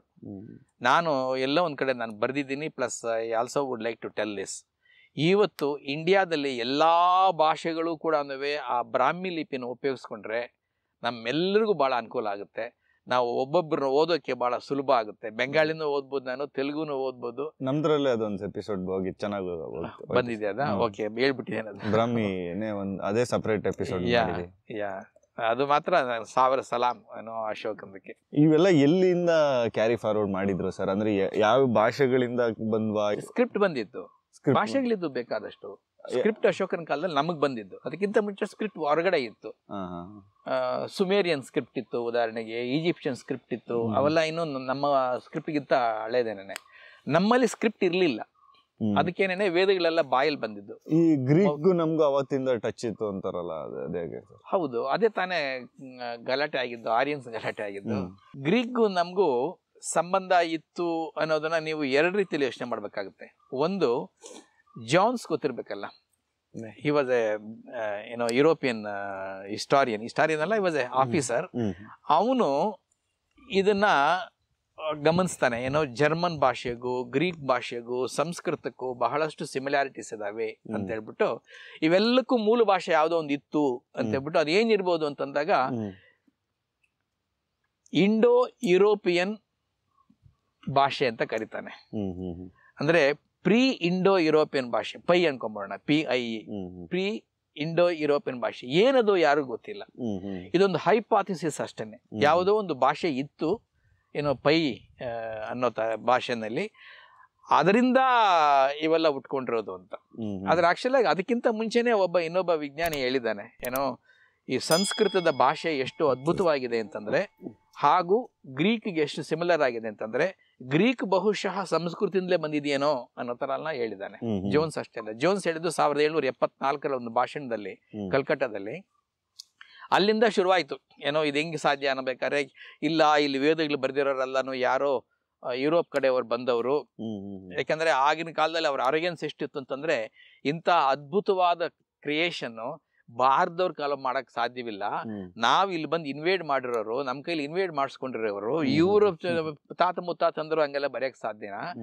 ನಾವ್ ಇವತ್ತು ಹೆಂಗ್ ಬಂದಿದ್ದೀವೋ ಹಂಗೆ ಯಾವ್ದೋ ಕಾಲದಲ್ಲಿ ನಮ್ಮ ಯುರೋಪ್ ಕಡೆಯಿಂದ ಬಂದು ಇವ್ರನ್ನೆಲ್ಲ ಆಳಿದ್ದಾರೆ, ಅವರು ಆರಿಯನ್ಸ್ ಇರಬೇಕು, ಅವ್ರು ಇವೆಲ್ಲ ಬರೆದಿರ್ಬೇಕು, ಇಲ್ಲಿ ಬಿಟ್ಟೋಗಿದ್ದಾರೆ ಅವ್ರಿಗೆ ಅಂತ ಅವರು ಆರ್ಗ್ಯೂ ಮಾಡ್ತಾರೆ. ಸರ್ ಹಾಗೆ ನಿಮ್ಮ ಇನ್ನೊಂದು ಪುಸ್ತಕ ಅಂತ ಬಂದರೆ ಶಿಲಾಕುಲ ವಲಸೆ ಅಂತ ಬರೀತೀರಾ. ಅಂದರೆ ಇವಾಗ ನಮ್ಮಲ್ಲಿ ಇವತ್ತಿಗೂ ಒಂದಷ್ಟು ದ್ವಂದ್ವಗಳು, ಜಂಜಾಟಗಳಿದೆ. ಆರ್ಯನ್ನರು, ನಮ್ಮ ದ್ರಾವಿಡರು, ಅವರೆಲ್ಲೋ ಮೇಲೆ ಬೇರೆ ಕಡೆಯಿಂದ ಬಂದಂಥವ್ರು, ಈ ಥರದ್ದು ಏನೇನೋ ಅದಕ್ಕೆ ರಿಲೇಟೆಡ್ ಒಂದಷ್ಟು ಅದರದೇ ಆದ ಥಿಯರೀಸ್ಗಳಿದೆ. ನೀವು ಅದನ್ನೆಲ್ಲ ಸೇರಿಸಿ ಮತ್ತು ಅಗೇನ್ ನಮ್ಮ ನಾಗರಿಕತೆ ಹುಟ್ಟಿತು ಅಂತ ಹೇಳುವಂಥ ಒಂದು ಇಂಡಸ್ ವ್ಯಾಲಿ ಸಿವಿಲೈಸೇಷನ್ ಇರ್ಬೋದು, ಮತ್ತೆಲ್ಲ ನಮ್ಗಳಿಗೆ ಗೊತ್ತಿರೋವಂಥ ನಮ್ಮ ಹತ್ರದ ಜಾಗ ಎಡಕಲ್ ಗುಡ್ಡ ಇರ್ಬೋದು, ಇದಿಷ್ಟನ್ನು ಬ್ಲೆಂಡ್ ಮಾಡಿ ನೀವು ಒಂದು ಈ ಶಿಲಾಕುಲ ವಲಸೆ ಬಗ್ಗೆ ಹೇಳ್ತಿರಲ್ಲ ಸರ್. ಅದೇ ಶಿಲಾಕುಲ ವಲಸೆ was return to break a myth ಅಪ್ಪ. ಇವರು ಯುರೋಪಿಯನ್ಸ್ ಬಂದ್ರಲ್ಲ, ಯುರೋಪಿಯನ್ಸ್ ಬಂದಾಗ ದೇ ಕ್ರಿಯೇಟೆಡ್ ದಿಸ್ ಮಿತ್. ಏನು ಮಿತ್ ಅದು? ಇಲ್ಲಿನ ಜನಾಂಗಕ್ಕೆ ಯುರೋಪಿಯನ್ನಷ್ಟು ಬುದ್ಧಿವಂತಿಕೆ ಇರ್ಲಿಕ್ಕೆ ಸಾಧ್ಯವಿಲ್ಲ. ಇಲ್ಲಿ ನಾವು ಬಂದು ಇವ್ರನ್ನ ನಾವು ಕಂಟ್ರೋಲ್ ಮಾಡಬೇಕಾದ್ರೆ ಇವ್ರು ಎಂಥ ದಡ್ರು ಅಂದರೆ ಇವರು ವೇದಗಳನ್ನ ಬರೆಯೋಕ್ಕೆ ಸಾಧ್ಯವಿಲ್ಲ. ನಾವು ಹೇಗೆ ಬಂದಿದ್ದೀವೋ ಭಾರತಕ್ಕೆ ಇನ್ವೇಡ್ ಮಾಡಿಕೊಂಡು, ಹಾಗೆ ಯಾವುದೋ ಕಾಲದಲ್ಲಿ ನಮ್ಮ ಯುರೋಪಿಯನ್ರು ಈ ಭಾರತವನ್ನು ಇನ್ವೇಡ್ ಮಾಡೋಕೆ ಅಥವಾ ಆ ಕಡೆಯಿಂದ ಬಂದಿದ್ದರು, ಅವರು ಈ ವೇದಗಳನ್ನೆಲ್ಲ ಬರೆದಿರ್ಬೋದು. ಇಂತಹ ಅದ್ಭುತವಾದ ವೇದಗಳಂಥ ಸೃಷ್ಟಿ ಇವ್ರ ಕೈಲಿ ಸಾಧ್ಯವಿಲ್ಲ ಅನ್ನೋ ಆ ಅರೋಗೆನ್ಸ್ ಅವರಲ್ಲಿ ಇದ್ದಿದ್ದರಿಂದ ಆರ್ಯನ್ ಇನ್ವೇಷನ್ ಥಿಯರಿ ಅಂತ ಬಂತು. AIT ಅಂತ ಕರೀತಾರೆ, ಆರ್ಯನ್ ಇನ್ವೇಷನ್ ಥಿಯರಿ ಅಂತ. ಅಂದರೆ ನಮ್ಮ ಭಾರತದಲ್ಲಿರುವ ಎಲ್ಲ ಸೃಜನಾತ್ಮಕ ಆ ಕ್ರಿಯೇಟಿವಿಟಿ ಇದೆಯಲ್ಲ, ಅದೆಲ್ಲ ಕೂಡ ಆರ್ಯನ್ಸ್ ಬರ್ದಿರೋದು, ಆಚೆಯಿಂದ ಬಂದಿರೋದು ನನಗೆ. ಅದಕ್ಕೆ ಏನೇನೋ ಎವಿಡೆನ್ಸ್ಗಳು ಕೊಡ್ತಾ ಹೋದ್ರು. ಇವೆಲ್ಲಕ್ಕೂ ಮೂಲ ಉದಾಹರಣೆಗೆ 1774 ಜೋನ್ಸ್ ಅನ್ನೋ ಒಂದು ಭಾಷಣ ಮಾಡ್ತಾನೆ ಕಲ್ಕಟ್ಟಾದಲ್ಲಿ. ಏನದು? ಗ್ರೀಕ್ಗೂ ಲ್ಯಾಟಿನ್ಗೂ ಸಂಸ್ಕೃತಕ್ಕೂ ಬಹಳ ಸಾಮರಸ್ಯ ಇದೆ. ನಮ್ಮಲ್ಲಿರೋ ಮದರ್ ಅಥವಾ ಅವರಲ್ಲಿರೋ ಮದರ್ ನಮ್ಮಲ್ಲಿ ಮಾತೃ ಆಗಿದೆ, ಅವರಲ್ಲಿರೋ ಫಾದರ್ ನಮ್ಮಲ್ಲಿ ಪ್ರಾತೃ ಆಗಿದೆ, ಅವರಲ್ಲಿರೋ ಹಾರ್ಸ್ ನಮ್ಮಲ್ಲಿ ಅಶ್ವ ಆಗಿದೆ ಅಂತ ಒಂದಷ್ಟು ಹೋಲಿಕೆಗಳನ್ನ ಕಂಡಿಡಿದು ಇವೆಲ್ಲ ಭಾಷೆಗಳು ಕೂಡ ಒಂದಕ್ಕೊಂದಕ್ಕೆ ಲಿಂಕ್ ಆಗಿದೆ, ಜೋಡಣೆ ಆಗಿದೆ. ಬಹುಶಃ ಇವೆಲ್ಲಕ್ಕೂ ಒಂದು ಮೂಲ ಭಾಷೆ ಇರಬೇಕು ಅಂತ ಒಂದು ಹೊಸ ಥಿಯರಿ ಮಾಡ್ತಾನೆ ಅವನು. ಆ ಮೂಲ ಭಾಷೆ ಯಾವುದು ಅಂತ ಕೇಳಿದಾಗ ಯಾರಿಗೂ ಗೊತ್ತಿಲ್ಲ. ಅದಕ್ಕೋಸ್ಕರ ಒಂದು ಇಮ್ಯಾಜಿನರಿ ಭಾಷೆನ ಹುಟ್ಟಾಕ್ತಾರೆ, ಪ್ರೋಟೋ ಇಂಡಿಯನ್ ಯುರೋಪಿಯನ್ ಲ್ಯಾಂಗ್ವೇಜ್ ಅಂತ, PI ಅಂತ ಕರೀತಾರೆ. ಆ ಭಾಷೆಯಿಂದಲೇ ಬಹುಶಃ ಇವೆಲ್ಲ ಬಂದಿರಬೇಕು. ಅಂದರೆ ಮೂಲತಃ ಒಂದು ಯಾವುದೋ ಭಾಷೆ ಇತ್ತು ಅಂತ ಒಂದು ನಂಬಿಕೆ. ಎರಡನೇದು, ಆ ಭಾಷೆ ಮೂಲ ಭಾಷೆನ ಯಾರು ಹೊಂದಿದ್ರು ಅವರು ಸಂಸ್ಕೃತದ ಎಕ್ಸ್ಪರ್ಟ್ಸ್ ಆಗಿದ್ದರು, ಅವರು ಆ ಕಡೆಯಿಂದ ಬಂದರು ಅಂತ ಹೇಳ್ಬಿಟ್ಟು. ಅದಕ್ಕೆ ಪುರಾವೆ ಕೊಟ್ಟಿದ್ದೇನೋ, ಹಲವಾರು ರೀತಿಯ ಪುರಾವೆ ಕೊಡ್ತಾರೆ. ಒಂದು ಏನು ಅಂತಂದರೆ, ನಮ್ಮ ವೇದಗಳ ಕಾಲದಲ್ಲಿ ರಥಗಳನ್ನ ಓಡಿಸ್ತಾ ಇದ್ರು, ಕುದುರೆಗಳನ್ನ ಓಡಿಸ್ತಾ ಇದ್ರು ಅನ್ನೋದು ಅಲ್ಲಿ ಬರುತ್ತಲ್ಲಿ. ಉದಾಹರಣೆಗೆ ನಮ್ಮ ಮಹಾಭಾರತ ಕುರುಕ್ಷೇತ್ರದಲ್ಲಿ ರಥ ಕುದುರೆ ಎಲ್ಲ ಇತ್ತು ಅಂತ. ಭಾರತದಲ್ಲಿ ಕುದುರೆಗಳಿರ್ಲಿಲ್ಲ. ಆ ಕುದುರೆಗಳೆಲ್ಲ ಬಂದಿರೋದು ಯುರೋಪ್ ಕಡೆಯಿಂದ. ಅಂದ್ರೆ ನಮ್ಮವರೇ ಯಾರೋ ಕುದುರೆಗಳು ಹತ್ಕೊಂಡು ಬಂದು ಇಲ್ಲೆಲ್ಲ ದಾಳಿ ಮಾಡಿ ಇವ್ರನ್ನೆಲ್ಲ ವಿನಾಶ ಮಾಡಿ ನಮ್ಮವ್ರು ಎಸ್ಟಾಬ್ಲಿಷ್ ಆಗಿದ್ದಾರೆ, ಅವರೇ ವೇದಗಳು ಬರೆದಿರೋದು ಅಂತ ಈ ರೀತಿ ಕೆಲವು ಎವಿಡೆನ್ಸ್ನ ಕೊಡ್ತಾ ಬರ್ತಾರೆ. ಜೊತೆಗೆ ಅದೇ ನಮ್ಮ ಹಳೆಯ ಲಿಟ್ರೇಚರಲ್ಲಿ ಕೆಲವು ಮೆನ್ಷನ್ಸ್ ಇದ್ದಾವೆ. ಕೌರವರು ಅಥವಾ ಈ ಆರ್ಯರು ಅನ್ನೋರು ಎಲ್ಲೆಲ್ಲಿ ಹೋದ್ರು, ಏನೇನು ಮಾಡಿದರು ಅಂತ. ಒಂದು ಕಡೆ ಹೇಳ್ತಾರಂತೆ ಆರ್ಯನ್ಸು ಪೂರ್ವಕ್ಕೆ ಹೋದ್ರು, ಕೌರವರು ಪಾಂಡವರು ಅಥವಾ ಅವರೆಲ್ಲ ಈ ಕಡೆ ಈಸ್ಟ್ಗೆ ಅಂದ್ರೆ ಗಂಗಾ ಕಡೆಗೆ ಹೋದ್ರು ಅಂತ. ಇದನ್ನ ಒಬ್ರು ಇಂಟರ್ಪ್ರಿಟ್ ಮಾಡಿ ಆ ರೀತಿ ನೋಡಿ, ಇಲ್ಲಿ ಹಂಗಿರ್ಲಿಕ್ಕಿಲ್ಲ, ಈ ಆರ್ಯನ್ಸ್ ಆ ಕಡೆ ಹೋಗಿದ್ದಾರೆ, ಆ ಕಡೆಯಿಂದ ಬಂದಿಲ್ಲ ಅಂತ BP ಲಾಲ್ ಆರ್ಗ್ಯೂ ಮಾಡ್ತಾರೆ. BP ಲಾಲ್ ಅನ್ನೋರೊಬ್ರು. ಆದರೆ ಅಮೆರಿಕದ ವಿಡ್ಜನ್ ಅನ್ನೋನೊಬ್ರು ಅವರು ಇಲ್ಲಿಲ್ಲ, BP ಲಾಲ್ಗೆ ಸಂಸ್ಕೃತನೇ ಗೊತ್ತಿಲ್ಲ ಸರಿಯಾಗಿ ಅಂತ ಹೇಳ್ತಾರೆ. ಈ ರೀತಿ ಕಿತ್ತಾಟಗಳಾಗ್ತಾ ಇರ್ತದೆ. ಅವ್ರು ಇಂಟರ್ಪ್ರಿಟ್ ಮಾಡೋದೇನು, ಯಾವುದೋ ಬೌದ್ಧ ಒಂದು ಲಿಟ್ರೇಚರಲ್ಲಿ ಆರ್ಯನ್ಸು ಪಶ್ಚಿಮದಿಂದ ಈ ಕಡೆ ಬಂದರು ಅಂತ ಅಲ್ಲಿ ಬರೆದಿರೋದು. ಈ BP ಲಾಲ್ ಅದನ್ನ ಅಪೋಸ್ ಮಾಡ್ತಾರೆ, ಇಲ್ಲ ಅದು ಸುಳ್ಳು, ಈ ಕಡೆಯಿಂದ ಆ ಕಡೆ ಹೋಗಿರೋದು ಅಂತ. ಅಲ್ಲಿ ಸಾಂಸ್ಕ್ರಿಟ್ ಲ್ಯಾಂಗ್ವೇಜ್ ಯಾರಿಗೆ ಚೆನ್ನಾಗಿ ಗೊತ್ತು ಅಂತ ಕಿತ್ತಾಟ ಬರುತ್ತೆ. ಯಾವ ಲೆವೆಲ್ಗೆ ಅಂದರೆ BP ಲಾಲ್ಗೆ ಸಾಂಸ್ಕ್ರಿಟೇ ಗೊತ್ತಿಲ್ಲ ಅನ್ನೋ ರೀತಿ ವೇಗಿಸ್ತಾರೆ ಅವ್ರನ್ನ. ಆವಾಗ BP ಲಾಲ್ ಹೇಳ್ತಾರೆ, ನಾನು ಅಹಮದಾಬಾದಲ್ಲಿ ಸಂಸ್ಕೃತದ ಸೆಂಟ್ರ್ ಯೂನಿವರ್ಸಿಟಿನಲ್ಲಿ ಫಸ್ಟ್ ಕ್ಲಾಸ್ ತಗೊಂಡು ನಾನು ಪಾಸ್ ಆಗಿರೋದು, ನನಗೆ ಸಂಸ್ಕೃತ ಕಲ್ಸೋಕೆ ಬರಬೇಡಿ. ನಾನು ಹೇಳ್ತಾ ಇರೋದು ನಮ್ಮ ಭಾರತದಲ್ಲೇ ಇದ್ದವರು ಆ ಕಡೆ ಹೋದರು. ಯಾವ ಕಡೆಗೆ? ಪಶ್ಚಿಮಕ್ಕೆ ಹೋದ್ರು ಆರ್ಯನ್ಸ್ ಅಂತ ಒಂದು. ಎರಡನೇದು ಆ ಲಿಟ್ರೇಚರಲ್ಲಿ ಇರೋದು ಆರ್ಯ ಗುಣ ಅಂತ. ಇವರು ಅದನ್ನ ಒಂದು ಗಣ ಮಾಡ್ತಾರೆ. ಒಂದು ಯಾವುದೇ ಒಂದು ಪಂಗಡದ ಗುಣವನ್ನು ವಿವರಿಸಕ್ಕೆ ಉಪಯೋಗಿಸಿದ ಪದ ಆರ್ಯ ಅನ್ನೋದಿದೆಯಲ್ಲ, ಅದನ್ನ ಇವರು ಆರ್ಯನ್ಸ್ ಅಂತ ಮಾಡ್ತಾರೆ. ಯಾರು ಯುರೋಪಿಯನ್ಸ್ ಮಾಡಿ ಆರ್ಯನ್ಸ್ ಆ ಕಡೆಯಿಂದ ಬಂದರು ಅಂತ ಇವೆಲ್ಲ ಶುರುವಾಯಿತು. ಈ ಆರ್ಯನ್ಸ್ ಅನ್ನೋದು ಬುದ್ಧಿವಂತರು ಅನ್ನೋದು ಎಷ್ಟು ಸ್ಟ್ರಾಂಗ್ ಆಗ್ಬಿಡ್ತಪ್ಪ ಅಂತಂದ್ರೆ, ನಾವ್ ಆರ್ಯನ್ಸು ಅಂತ ಹೇಳ್ಕೊಳ್ಳುವಷ್ಟು ಮಟ್ಟಕ್ಕೆ ಹೋಗುತ್ತೆ. ಎಲ್ಲರೂ ಆರ್ಯನ್ಸ್ ಅಂತ ಹೇಳ್ಕೊಳ್ಳಿ ಯುರೋಪಲ್ಲಿ. ಉದಾಹರಣೆಗೆ ನಮ್ಮ ಹಿಟ್ಲರೇ ತಗೊಳ್ಳಿ, ಆ ಆರ್ಯನ್ ಸಿಂಬಲ್ ಇದೆಯಲ್ಲ, ಸ್ವಸ್ತಿಕ್, ಅದನ್ನ ತನ್ನ ಆಡಳಿತದ ಸಿಂಬಲ್ ಆಗಿ ಉಪಯೋಗಿಸಕ್ ಹೋಗ್ತಾನೆ. ನಾವೆಲ್ಲ ಆರ್ಯನ್ಸ್ ಅಂತ ಹೇಳಿ ಅವ್ರಿಗಂದ್ರೆ ಆ ಡಿಸ್ಕ್ರಿಪ್ಷನ್ ಇದೆಯಲ್ಲ. ಆ ಕಾಲದಲ್ಲಿ ಅವರು ಹಿಟ್ಲರ್ ಟೈಮ್ ಲೈನ್ ಅಲ್ಲಿ ಆರ್ಯನ್ಸ್ ಎಲ್ಲ ಆರ್ಯನ್ಸ್ ಅನ್ನೋ ಪದ ಬಳಕೆಯಲ್ಲಿ ಇತ್ತು. ಇವರೇ ಎಲ್ಲ ಹುಟ್ಟಾಕೊಂಡಿದ್ದು. Max ಮುಲ್ಲರು, John's ಅವರೆಲ್ಲಾನು. ಈ ಮ್ಯಾಕ್ಸ್ ಮುಲ್ಲರ್ ಟ್ರಾನ್ಸ್ಲೇಟ್ ಮಾಡ್ತಾನೆ ಎಲ್ಲ ನಮ್ಮ ವೇದಗಳೆಲ್ಲ. ಸೊ ಅವನು ಹೇಳ್ತಾನೆ, ಏನೋ ನಮ್ಮ ಜರ್ಮನ್ಸ್ ಯಾರೋ ಬಂದು ಬರ್ದಿರ್ಬೇಕಿಲ್ಲ. ಜರ್ಮನ್ ಲ್ಯಾಂಗ್ವೇಜ್ಗೂ ಕೆಲವು ಸಂಸ್ಕೃತ ಲ್ಯಾಂಗ್ವೇಜ್ಗೂ ಸಿಮಿಲಾರಿಟೀಸ್ ಕಾಣುತ್ತೆ. ಸೊ ಇದೆಲ್ಲ ಮೋಸ್ಟ್ಲಿ ಜರ್ಮನ್ಸ್ ಸೇರ್ಬೇಕು ಅಂತ ಅವನು ಹುಟ್ಟಾಕ್ತಾನೆ ಐಡಿಯಾನ. ಆವಾಗ ಅವರೆಲ್ಲ ನಾವೆಲ್ಲ ಜರ್ಮನ್ಸು, ನಾವೆಲ್ಲ ಆರ್ಯನ್ಸು, ನಾವೆಲ್ಲ ಬುದ್ಧಿವಂತರು, ಇದು ಯಾರೋ ಬರ್ದಿರೋ ಆ ವೇದಗಳನ್ನ ಲಿಟ್ರೇಚರ್ನ ತಗೊಂಡು ತಾವು ಅದರ ಕಾರಣಕರ್ತರು ಅಂತೇಳಿ ಹೆಮ್ಮೆ ಪಡೋ ಲೆವೆಲ್ಗೆ ಹೋಗಿ ಯುರೋಪಲ್ಲಿ ಪ್ರತಿಯೊಬ್ಬನು ಕೂಡ ನಾನು ಆರ್ಯನ್ ಅಂತ ಹೇಳ್ಕೊಳ್ಳೋದು ಸ್ಟೈಲ್ ಆಗ್ಬಿಡ್ತದೆ ಅವ್ರಿಗೆ. ಅಂದ್ರೆ ಯುರೋಪಲ್ಲೆಲ್ಲ ಈ ವೇದಗಳೆಲ್ಲ ಇದೆಯಾ ಸರ್? ಇಲ್ಲ, ಇಲ್ಲಿಂದ ಟ್ರಾನ್ಸ್ಲೇಟ್ ಆಗಿರ್ತಾನೆ. ಸೊ ಬಟ್ ಆಮೇಲೆ ಇವರೆಲ್ಲ ತೋರಿಸ್ತಾರೆ, ನಮ್ಮ ಕೆಲವು ಭಾರತೀಯರು, ಅದೇ ಬಿ ಪಿ ಲಾಲ್ ಅಂತ ಅವರಲ್ಲಿ, ಇಲ್ಲ ಇದೆಲ್ಲ ಇಲ್ಲೇ ಹುಟ್ಟಿರೋದು, ಇಲ್ಲೇ ಬೆಳೆದಿರೋದು, ಆರ್ಯನ್ಸ್ ಬೇರೆ ಕಡೆ ಬರಲಿಲ್ಲ, ಈ ಫಟಾಲ್ ಏನೈತೆ ಈ ಕಡೆಯಿಂದ ಹೋಗಿದ್ದಾರೆ ಅಂತ. ಇನ್ನೊಂದಂದ್ರೆ ಸ್ಲೋವಾಕಿಯಾ ಲ್ಯಾಂಗ್ವೇಜ್ ಇದೆಲ್ಲ, ಸ್ಲೋವಾಕಿಯಾ ಲ್ಯಾಂಗ್ವೇಜ್ಗೂ ನಮ್ಮ ಸಂಸ್ಕೃತ ಲ್ಯಾಂಗ್ವೇಜ್ಗೂ ಇದಕ್ಕಿಂತ ಜಾಸ್ತಿ ಸಿಮಿಲಾರಿಟಿ ಇದೆ. ನಮ್ಮ ಸೂರ್ಯ, ಏನೋ ಚಂದ್ರ, ಇವೆಲ್ಲ ಪದಗಳೆಲ್ಲ ಬೇಕಾದಷ್ಟು ಅಲ್ಲಿದ್ದಾವೆ. ಸೊ ಅಲ್ಲಿರೋದ್ರಿಂದ ಅವರೇ ಎಲ್ಲ ಈ ಕಡೆ ಬಂದಿರೋದು ಅಂತ ಅವ್ರ ಆರ್ಗ್ಯುಮೆಂಟು. ಆದರೆ ಕೊನೆಗೆ ಗೊತ್ತಾಗುತ್ತೆ, ಇಲ್ಲಿಂದ ಆ ಕಡೆ ಹೋಗ್ಬೇಕಾದ್ರೆ ಕೆಲವು ಪದಗಳು ಆ ಕಡೆ ಹೋಗಿದೆ ಅಂತ. ಒಂದು ಉದಾಹರಣೆ ಹೇಳ್ತೇನೆ. ಸರಸ್ವತಿ ನದಿ ಇದೆಯಲ್ಲ, ಸರಸ್ವತಿ ನದಿ ನಮ್ಮ ವೇದದಲ್ಲಿ ಬೇಕಾದಷ್ಟು ಸಲ ಬರುತ್ತೆ. ಈ ಸರಸ್ವತಿ ನದಿ ಇಲ್ಲಿಂದ ಆ ಕಡೆ ಹೋಗಿದೆ ಅನ್ನೋದಕ್ಕೆ ಎವಿಡೆನ್ಸ್ ಏನಪ್ಪ ಅಂತಂದರೆ, ಸರಸ್ವತಿ ನದಿನಲ್ಲಿ ಬದುಕ್ತಾ ಇದ್ದ ಜನ ಅಫ್ಘಾನಿಸ್ತಾನಕ್ಕೆ ಹೋದಾಗ ಅಲ್ಲಿ ಒಂದು ನದಿ ನೋಡ್ತಾರೆ. ಅದು ಕೂಡ ಹಿಂಗೆ ನಾವು ಉತ್ತರಕ್ಕೆ ಹುಟ್ಟಿ ದಕ್ಷಿಣಕ್ಕೆ ಕರೆದು ಎಲ್ಲೋ ಒಂದ್ ಕಡೆ ಮಾಯ ಆಗ್ತಾ ಇರುತ್ತೆ. ಅದನ್ನ ಸರಸ್ವತಿ ಅಂತ ಅದಕ್ಕೆ ಹೆಸರಿಡ್ತಾರೆ.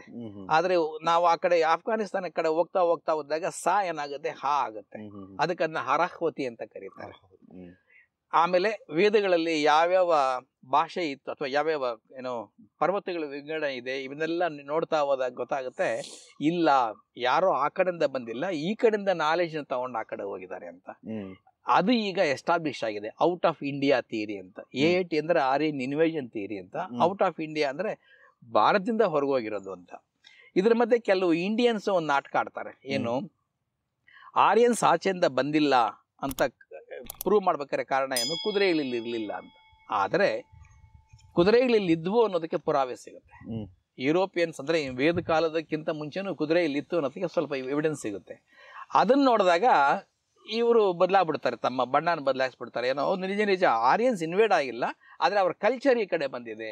It's an invasion of the Aryan culture. So ನಮ್ಮ ಈ ಏನು ಬುದ್ಧಿವಂತಿಕೆ, ಕ್ರಿಯೇಟಿವಿಟಿ ಇದೆಯಲ್ಲ, ಅದೆಲ್ಲ ಆ ಕಡೆಯಿಂದ ಬಂದಿರೋದು. ಜನ ಬಂದಿರ್ಲಿಕ್ಕಿಲ್ಲ, ಬಂದು ಯಾರನ್ನೂ ಕೊಚ್ಚಾಕಿರ್ಲಿಕ್ಕಿಲ್ಲ, ಆ ಕಡೆಯಿಂದ ಕಲ್ಚರ್ ಇನ್ವೇಡ್ ಆಗಿದೆ ಅಂತ. ಅವ್ರಾದ್ರೆ ಬಂದಿರ್ತಾರೆ, ನಾವಾದ್ರೆ ಬರೀ ಕಳ್ಸಿರ್ತೇವೆ ನಂಗೆ. ಇಲ್ಲ, ಅವ್ರ ಕಲ್ಚರ್ ಇಲ್ಲಿ ಬಂದಿದೆ ಅಂತ ಅದಕ್ಕೂ ಮತ್ತೆ ಪುರಾವೆ ಕೊಡ್ತಾರೆ. ಇಲ್ಲ, ಹಾಗೂ ಆಗಿಲ್ಲ, ಏನಿದ್ರು ಕಲ್ಚರ್ ಇಲ್ಲಿಂದ ಆ ಕಡೆ ಹೋಗಿದೆ ಅಂತ. ಸೊ ಹೀಗೆ ಪರಾವಿರೋಧ ಆಗಿ ಬೇಕಾದಷ್ಟು ಆರ್ಗ್ಯುಮೆಂಟ್ಸ್ ಆಗಿ ಈಗ ಪೀಪಲ್ ಆರ್ ಅಕ್ಸೆಪ್ಟಿಂಗ್, ಹೌದು ಆರ್ಯನ್ಸ್ ಅಂತ ಏನಿದ್ರು ಅವರು ಇದೇ ಹರಪ್ಪ, ಮೊಹಂಜಾದಾರೋ ಅಥವಾ ಅಫ್ಘಾನಿಸ್ತಾನ, ಪಾಕಿಸ್ತಾನ ಈ ಜಾಗಗಳಲ್ಲಿ ಸಾವಿರಾರು ವರ್ಷಗಳಿಂದ ಮುಂಚೆನೆ ಇದ್ರು. ಈ ವೇದಗಳೆಲ್ಲ ಸೃಷ್ಟಿಯಾಗಿರೋದು ಈ ಪ್ರದೇಶದಲ್ಲಿ ಅಷ್ಟೇನೆ, ಎಲ್ಲೋ ಯಾರೋ ಬಂದು ಸೃಷ್ಟಿಯಾಗಿಲ್ಲ ಅದರಂತೂ ಈಗ ಎಸ್ಟಾಬ್ಲಿಷ್ ಆಗ್ತಾ ಇದೆ. ದುರದೃಷ್ಟ ಅಂದರೆ ನಮ್ಮ ಈವನ್ ಅಕಾಡೆಮಿಕ್ ಸರ್ಕಲ್ಸ್ ಅಲ್ಲೂ ಕೂಡ ಆರ್ಯನ್ ಇನ್ವೇಷನ್ ಥಿಯರಿನ ಬಹಳ ಜನ ನಂಬಿದ್ರು. ಇಲ್ಲಿ ಒಂದು ತಪ್ಪು ಆಗುತ್ತೆ. ಏನು ತಪ್ಪು, ಕೆಲವರು ಭಾರತದ ಈ ಕ್ರೀಮ್ ಲೇಯರ್ ಅಂತಾರಲ್ಲ, ಅವರು ಕೂಡ ನಾವು ಆರ್ಯನ್ಸು, ಬೇರೆಯವರೆಲ್ಲ ಆರ್ಯನ್ಸ್ ಅಲ್ಲ ಅನ್ನೋ ಒಂದು ನಂಬಿಕೆಯನ್ನು ಹುಟ್ಟಾಕಕ್ಕೆ ಶುರು ಮಾಡಿದ್ರು. ಹಂಗಾಗಿ ನಮ್ಮ ಭಾರತದಲ್ಲಿನೇ 2 ವಿಭಾಗ ಆಗಕ್ಕೆ ಶುರುವಾಯಿತು. ಬಟ್ ಆನಂತರ ಬಂದವರೆಲ್ಲ ಹೇಳ್ತಾರೆ, ಇಲ್ಲ ದ್ರಾವಿಡ್ರು ಅನ್ನೋರು ಈ ಕಡೆ ಓಡಿಸಿದ್ದು ಅನ್ನೋದು ಸುಳ್ಳು, ಆರ್ಯನ್ಸ್ ಅಂದ್ರೆ ಬರೀ ನಾರ್ತ್ ಅನ್ನೋರು ಸುಳ್ಳು, ಇವೆಲ್ಲ ಕಟ್ಟುಕತೆಗಳು ಅಂತ ಗೊತ್ತಾದಾಗ ರೀಎಸ್ಟಾಬ್ಲಿಷ್ಡ್ ಏನಪ್ಪ ಅಂತಂದ್ರೆ, ಆರ್ಯನ್ಸ್ ಇಲ್ಲೇ ಇದ್ರು, ಎಲ್ಲ ಕ್ರಿಯೇಷನ್ಸ್ ಇಲ್ಲೇ ಆಗಿರೋದೆ, ದ್ರಾವಿಡಿಯನ್ಸ್ ಬೇರೆ ಅಲ್ಲ, ಆರ್ಯನ್ಸ್ ಬೇರೆ ಅಲ್ಲ, they are all living together. ನೀವು ಉದಾಹರಣೆಗೆ ಅಜಂತ ಎಲ್ಲರೂ ಹೋದ್ರೆ ನಿಮಗೆ ಅಲ್ಲಿ ಕೆಲವು ಚಿತ್ರಗಳು ಕಾಣಿಸ್ತವೆ. ಪಕ್ಕಾ ವೈಟ್ ಸ್ಕಿನ್ ಹುಡುಗಿ ಜೊತೆ ಪಕ್ಕಾ ಬ್ಲ್ಯಾಕ್ ಸ್ಕಿನ್ ಹುಡುಗಿನೂ ನಿಮ್ಗೆ ಅಲ್ಲಿ ಒಟ್ಟಿಗೆ ಕಾಣ್ತಾರೆ. ಒಬ್ಬೊಬ್ಬರು ಒಟ್ಟೊಟ್ಟಿಗೆ ಬೆರೆತು ಮಾಡ್ತಾ ಇರೋದು. ಸೊ ನನಗೆ ಅದು ನೋಡಿದಾಗ how the south Indians and north Indians var living together ಅಂತ. ಈ ಎಲ್ಲ ಹುಟ್ಟಾಕೊಂಡಿರೋದ ಓಡಿಸ್ಬಿಟ್ರು ಅವ್ರನ್ನ ಸೌತ್ಗೆ, ಇವೆಲ್ಲ ಕಟ್ಟುಕತೆಗಳು. ಅವೆಲ್ಲವನ್ನು ನೋಡಿದಾಗ ನನಗೆ ಇದು ಅಕಾಡೆಮಿಕ್ ಸರ್ಕಲ್ಸ್ ಅಲ್ಲೂ ಕೂಡ ಇಷ್ಟೊಂದು ಏನೋ ಅಪನಂಬಿಕೆ ಇರಬೇಕಾದ್ರೆ ಜನರು ತಾನೇ ಹೆಂಗ್ ನಂಬೋಕ್ ಸಾಧ್ಯ, ಒಂದು ನಾವೆಲ್ ಮೂಲಕ ಮುಟ್ಸೋಣ ಅಂತ ಅದ್ರ ಬಗ್ಗೆ ಭಾಳ ಸಂಶೋಧನೆ ಮಾಡಿ genetic evidence, linguistic evidence, geographic evidence, historical ಎವಿಡೆನ್ಸ್ನು ಎಲ್ಲ ಕಲೆಕ್ಟ್ ಮಾಡಿ ಶಿಲಾಕುಲ ವಲಸೆ ಬರೆದಿದೆ. ಅಂದರೆ ಶಿಲಾಯುಗದಿಂದ ಒಂದು ಮಾನವ ಕುಲ ವಲಸೆ ಯಾವ ಕಡೆಯಿಂದ ಯಾವ ಕಡೆ ಹೋಗಿದೆ ಅನ್ನೋದ್ರ ಬಗ್ಗೆ ಶಿಲಾ ಅಂದ್ರೆ ಅದೇ ಆಗಿನ ಕಾಲ ಶಿಲಾಕುಲ ಅಂತ, ಶಿಲಾಯುಗ ಅಂತ ಕರೀತಾರೆ. ಶಿಲಾಯುಗದ ಕುಲ ಅಂದ್ರೆ ಜನರು ಯಾವ ಕಡೆಯಿಂದ ಯಾವ ಕಡೆ ಹೋದ್ರು ಅನ್ನೋದ್ರ ಬಗ್ಗೆ ಶಿಲಾಕುಲ ವಲಸೆ. ಓಲ್ಡೆಸ್ಟ್ ಅಂತ ನಮ್ಗೆ ಹಿಸ್ಟರಿಲಿ ಕರೆಯೋದು ಫಸ್ಟ್ ಶಿಲಾಕುಲನೇ ಅಲ್ವಾ? ಸ್ಟೋನ್ ಏಜ್ ಆಗಿಲ್ಲ, ಅದಕ್ಕಿಂತ ಮುಂಚೆನೂ ಇದ್ರು. ಈಗ ಅದು ಓಲ್ಡೆಸ್ಟ್ ಅಂತ ಹೇಳಕ್ಕಾಗಲ್ಲಪ್ಪ. ನಮ್ಗೊಂದು ಚೂರು ಸಿಕ್ಕಿರೋ ಅಂತದ್ದು ನಾವು ಓದ್ಕೊಂಡ್ ಬರೋ ಅಂತ ಇಷ್ಟು ಐರನ್ ಏಜು, ಸ್ಟೋನ್ ಏಜು, ಹಂಗೆ ಹೇಳ್ಬೋದು. ಅಂದ್ರೆ ಎಷ್ಟು ನಮ್ಗೆ ಗಟ್ಟಿಯಾಗಿ ಸಿಕ್ಕಿರ್ತಕ್ಕಂಥ ಹಿಸ್ಟಾರಿಕಲ್ ಎವಿಡೆನ್ಸ್ ಅಂದ್ರೆ ಶಿಲಾಕುಲ.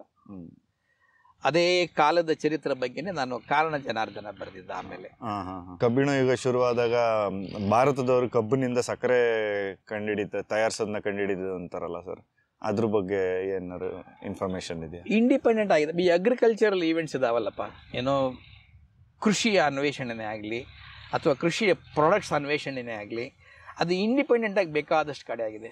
ಹಂಗಾಗಿ ನಾವು ಕ್ಲೈಮ್ ಆಗಲ್ಲ. ಉದಾಹರಣೆಗೆ ಇಡೀ ಪ್ರಪಂಚದಲ್ಲಿ ಕೃಷಿಯ ಅನ್ವೇಷಣೆ ಆಗಿರೋದು ಸುಮಾರು 8-9 ಜಾಗದ ಕಡೆ.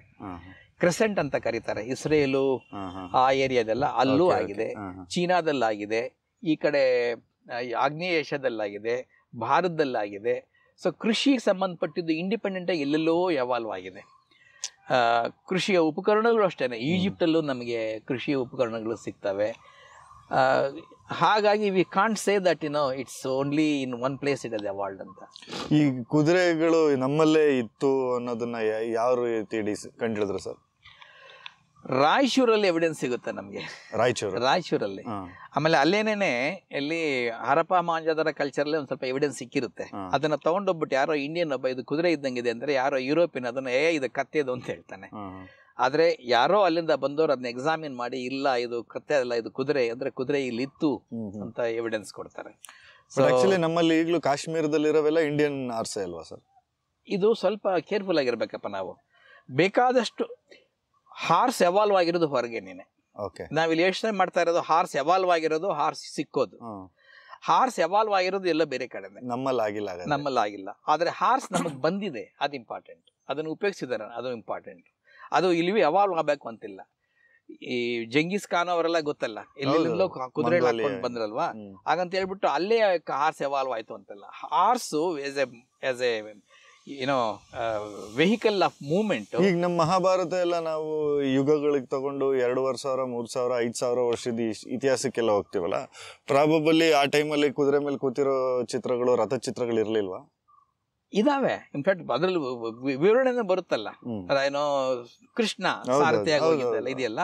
ಬಟ್ ಮಹಾಭಾರತನ ಎಲ್ಲಾಗ್ತಾರ ನೀವು, ಅದು ಇಂಪಾರ್ಟೆಂಟು.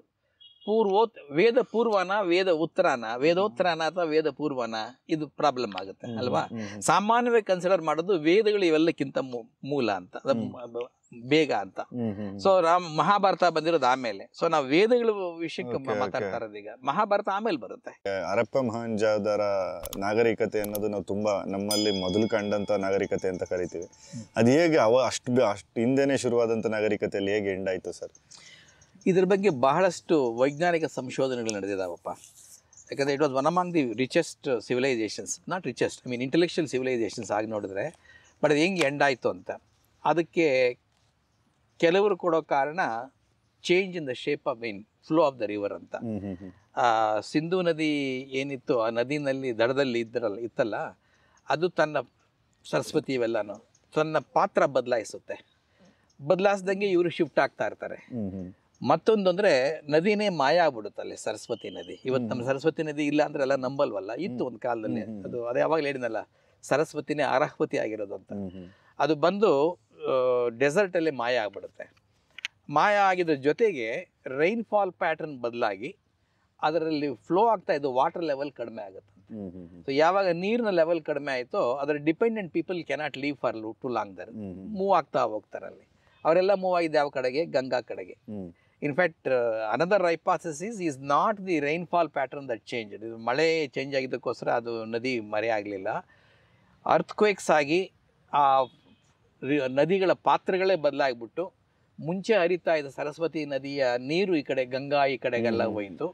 ಆ ಕಾರಣದಿಂದ ಇದು ಒಣಗೋತಿದ್ದು. ಹಾಗಾಗಿ ಹರಪ್ಪ ಮೊಹೆಂಜೊದಾರೋ ನಾಗರಿಕತೆಗಳು ಅಲ್ಲಿ ಬದುಕೋಕ್ಕಾಗದೆ ಅವು ತಮ್ಮ ಏನೋ ಸ್ಥಳಾಂತರ ಆಯಿತು ಅವೆಲ್ಲ ಅನ್ನುವಂಥ ಇನ್ನೊಂದು ಹೈಪಾಥಸಿಸು. ಇದೆಲ್ಲ ಆಗಿರೋದು ಸಮ್ ಟೈಮ್ ಡ್ಯೂರಿಂಗ್ 1900 ಕ್ರಿಸ್ತಪೂರ್ವ. ಸುಮಾರು ಕ್ರಿಸ್ತಪೂರ್ವ 2000 ವರ್ಷಗಳ ಸಮಯದಲ್ಲಿ ಈ ಶಿಫ್ಟ್ ಶುರುವಾಗುತ್ತೆ. ಆವಾಗ ಆ ನಾಗರಿಕತೆ ಕ್ರಮೇಣ ಮಾಯ ಆಗಿ ಶುರುವಾಗುತ್ತೆ. ಅದುವರೆಗೂ ಹರಪ್ಪ ಮೊಹೆಂಜೊದಾರೋ ನಾಗರಿಕತೆ ಬಹಳ ಏನೋ ಅದ್ಭುತವಾಗಿತ್ತು. ಧೋಲಾವೀರ, ಸರ್ಕೋಟೋಡ ಇಲ್ಲೆಲ್ಲ ಹೋಗಿ ನೋಡಿದ್ರೆ ಅಂದ್ರೆ ಅಲ್ಲಿ ಎಕ್ಸಾಕ್ಟ್ಲಿ ಏನು ಹರಪ್ಪ ಮೊಹೆಂಜೊದಾರೋದಲ್ಲಿ ಏನೇನೆಲ್ಲ ಎಕ್ಸ್ಕವೇಟ್ ಮಾಡಿದ್ರು, ಯಾವ ಥರ ನಮ್ಗೆ ನಾಗರಿಕತೆನ ಐಡೆಂಟಿಫೈ ಮಾಡಿದ್ರು ಸರ್? ನಾನು ಉದಾಹರಣೆಗೆ ಧೋಲಾವೀರಾಗ ಹೋಗಿದ್ದೀನಪ್ಪ. ಧೋಲಾವೀರಾಗ ಹೋಗಿದ್ದೀನಿ. ಸ್ಟ್ರಕ್ಚರ್, ಆ ನಗರದ ಸ್ಟ್ರಕ್ಚರ್ ಎಷ್ಟು ಚೆನ್ನಾಗಿದೆ ಅಂತ. ಒಂದು ಏನೋ ಕೇಂದ್ರ, ಆ ಕೇಂದ್ರ ಸುತ್ತ ದೊಡ್ಡವರ ಮನೆಗಳು. ದೊಡ್ಡವರು ಅಂದರೆ ಆಗಿನ ಕಾಲದ ಲೀಡರು, ರಾಜ ಅಂತ ಇರ್ಲಿಕ್ಕಿಲ್ಲ, ಲೀಡರು, ಇಂಪಾರ್ಟೆಂಟ್ ಪೀಪಲ್, ರಾಜಭವನ ಥರ ಜಾಗ. ಅದರ ಸುತ್ತ ಜನ, ಅವರೆಲ್ಲರಿಗೂ ಸಪೋರ್ಟ್ ಆಗೋಂಗೆ ಸುತ್ತಲೂ 4 ಕಡೆ ವಾಟರ್ ಟ್ಯಾಂಕ್ಸ್, ದೊಡ್ಡ ದೊಡ್ಡ ವಾಟರ್ ಟ್ಯಾಂಕ್ಸ್ ಈಗಲೂ ಇದೆ. ಆ ನದಿ ಹರಿತಾ ಇರೋದ್ರಿಂದ ಚಾನಲ್ ತಗೊಂಡು ಅಲ್ಲಿ ವಾಟರ್ ಸ್ಟೋರ್ ಮಾಡೋದು. ಅದರಿಂದ ಆ ಕಡೆ ಅಗ್ರಿಕಲ್ಚರು, ಅದರಿಂದ ಆ ಕಡೆ ಮತ್ತೆ ಇನ್ನೊಂದು ನಗರ ಎಲ್ಲ ಶುರುವಾಗುತ್ತೆ. ಈ ರೀತಿ ಬಹಳ ಹೈಲಿ ಸ್ಟ್ರಕ್ಚರ್ಡ್ ಸಿವಿಲೈಸೇಷನ್ ಅದು. ವಿತಿನ್ ಸಿಟಿನಲ್ಲಿ ಮಾರ್ಕೆಟಿಂಗ್ ಪ್ಲೇಸೇ ಬೇರೆ, ಲಿವಿಂಗ್ ಪ್ಲೇಸೇ ಬೇರೆ, ಈ ರೀತಿಯ ಆರ್ಗನೈಸೇಷನ್ನು. ಆ ಅಲ್ಲಿ ಸಿವೇಜ್ ಚಾನಲ್ಸ್ ಇದಾವೆ, ನೀವು ನಡ್ಕೊಂಡು ಹೋಗ್ಬೋದು ಈಗಲೂ ಕೂಡ. ಅಷ್ಟು ದೊಡ್ಡ ಸಿವೇಜ್. ಇವತ್ತು ಹಂಪಿ ಏನ್ ನೋಡ್ತಾ ಇದೀವಿ ಅದೇ ತರ ಅಲ್ಲಿ ಸುಮಾರು ವರ್ಷಗಳು ಆಗಿನ ಕಾಲಕ್ಕೆ ಅದು ಇನ್ನೂ ಅದ್ಭುತ, ಇನ್ನೂ ಅದ್ಭುತವಾಗಿ ಕುರುಹುಗಳಾಗೇ ಇದೆ. ಹಂಗೆ ಇದೆ ಇನ್ನೊಂದು ಕುರುಹುಗಳು. ಅಲ್ಲಿನ ಸಿವೇಜ್ ಚಾನಲ್ ನೀವು ನಡ್ಕೊಂಡು ಹೋಗ್ಬೋದು ಒಳಗಡೆಗೆ. ಒಂದು ಎರಡನೇದು ಈ ಸಿವೇಜ್ ವಾಟರ್ ಟ್ಯಾಂಕ್ಸ್ ಅಂತ ಹೇಳಿದ್ನಲ್ಲ, ಹ್ಯೂಜ್ ವಾಟರ್ ಟ್ಯಾಂಕ್ಸ್. ಆದರೆ ಆ ವಾಟರ್ ಟ್ಯಾಂಕ್ಸ್ ಇಂದ ಯಾವುದು ಕುಡಿಯೋದಕ್ಕೆ, ಯಾವುದು ಏನೋ ಸ್ನಾನ ಮಾಡೋದಕ್ಕೆ, ಯಾವುದು ಅಗ್ರಿಕಲ್ಚರ್ಗೆ ಅಂತ ಡಿಸೈಡ್ ಮಾಡಬೇಕಲ್ಲ, ಅದು ಕೂಡ ಮಾಡಬಹುದು. ಪ್ಲಸ್ ಕುಡಿಯೋದಕ್ಕೆ ಅಂತ ಏನು ಮಾಡ್ತಾರೆ, ಒಂದು ವಾಟರ್ ಟ್ಯಾಂಕ್ನ ಕನ್ಸ್ಟ್ರಕ್ಟ್ ಮಾಡ್ತಾರೆ. ಅಲ್ಲಿಂದ ಮೇಲಿಂದ ಮಾತ್ರ ನೀರು ಬಿಟ್ಟು ಇನ್ನೊಂದು ವಾಟರ್ ಟ್ಯಾಂಕ್ ಹೋಗುತ್ತೆ. ಸೊ ಇಲ್ಲಿ ಕ್ಲೀನ್ ವಾಟರ್ ಹೋಗುತ್ತಲ್ಲ, ಅಲ್ಲಿ ಮೇಲಿಂದ ತಗೊಂಡು ಇನ್ನೊಂದು ವಾಟರ್ ಟ್ಯಾಂಕ್ ಬಿಡ್ತಾರೆ. ಅಲ್ಲಿಂದ ಬಾವಿಗಳಿಗೆ ಹೋಗುತ್ತೆ. ಆ ಬಾವಿನಲ್ಲೂ ಕೂಡ ಅಂದ್ರೆ ಮೆಟ್ಲಿಗೆ ಮಾಡ್ತಾರೆ.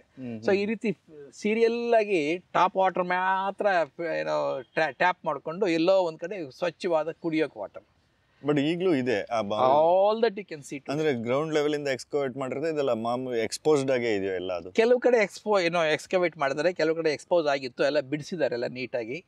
ಅಲ್ಲೇನೇನೆ ನಮ್ಮ ಹರಪ್ಪ ಮೊಹೆಂಜೊದಾರೋದ 8 ಅಕ್ಷರಗಳ ಸಿಂಬಲ್ ಒಂದು ಕಡೆ ಅಲ್ಲಿ ಬೋರ್ಡ್ ಇದೆ ಇನ್ನೂ ಕೂಡ. ನೀವು ರೀಸೆಂಟಾಗಿ ಯಾರೋ ಹೇಳ್ತಾರೆ ಡಿಕೋಡ್ ಆಗಿದೆ ಅಂತ, ಬಟ್ ಇನ್ನೂ ಗ್ಯಾರಂಟಿ ಗೊತ್ತಿಲ್ಲ. So Dholavira is one sample of the entire Harappa Mohenjodaro. ಅದರ ಒಂದು ಜ್ಞಾಪಕ ಇರಲಿ, ಹರಪ್ಪ ಮೊಹೆಂಜೊದಾರೋದ ಬಹು ಪಾಲು ಏನೋ ಅವಶೇಷಗಳು ಭಾರತದಲ್ಲಿಲ್ಲ, ಪಾಕಿಸ್ತಾನದಲ್ಲಿದೆ.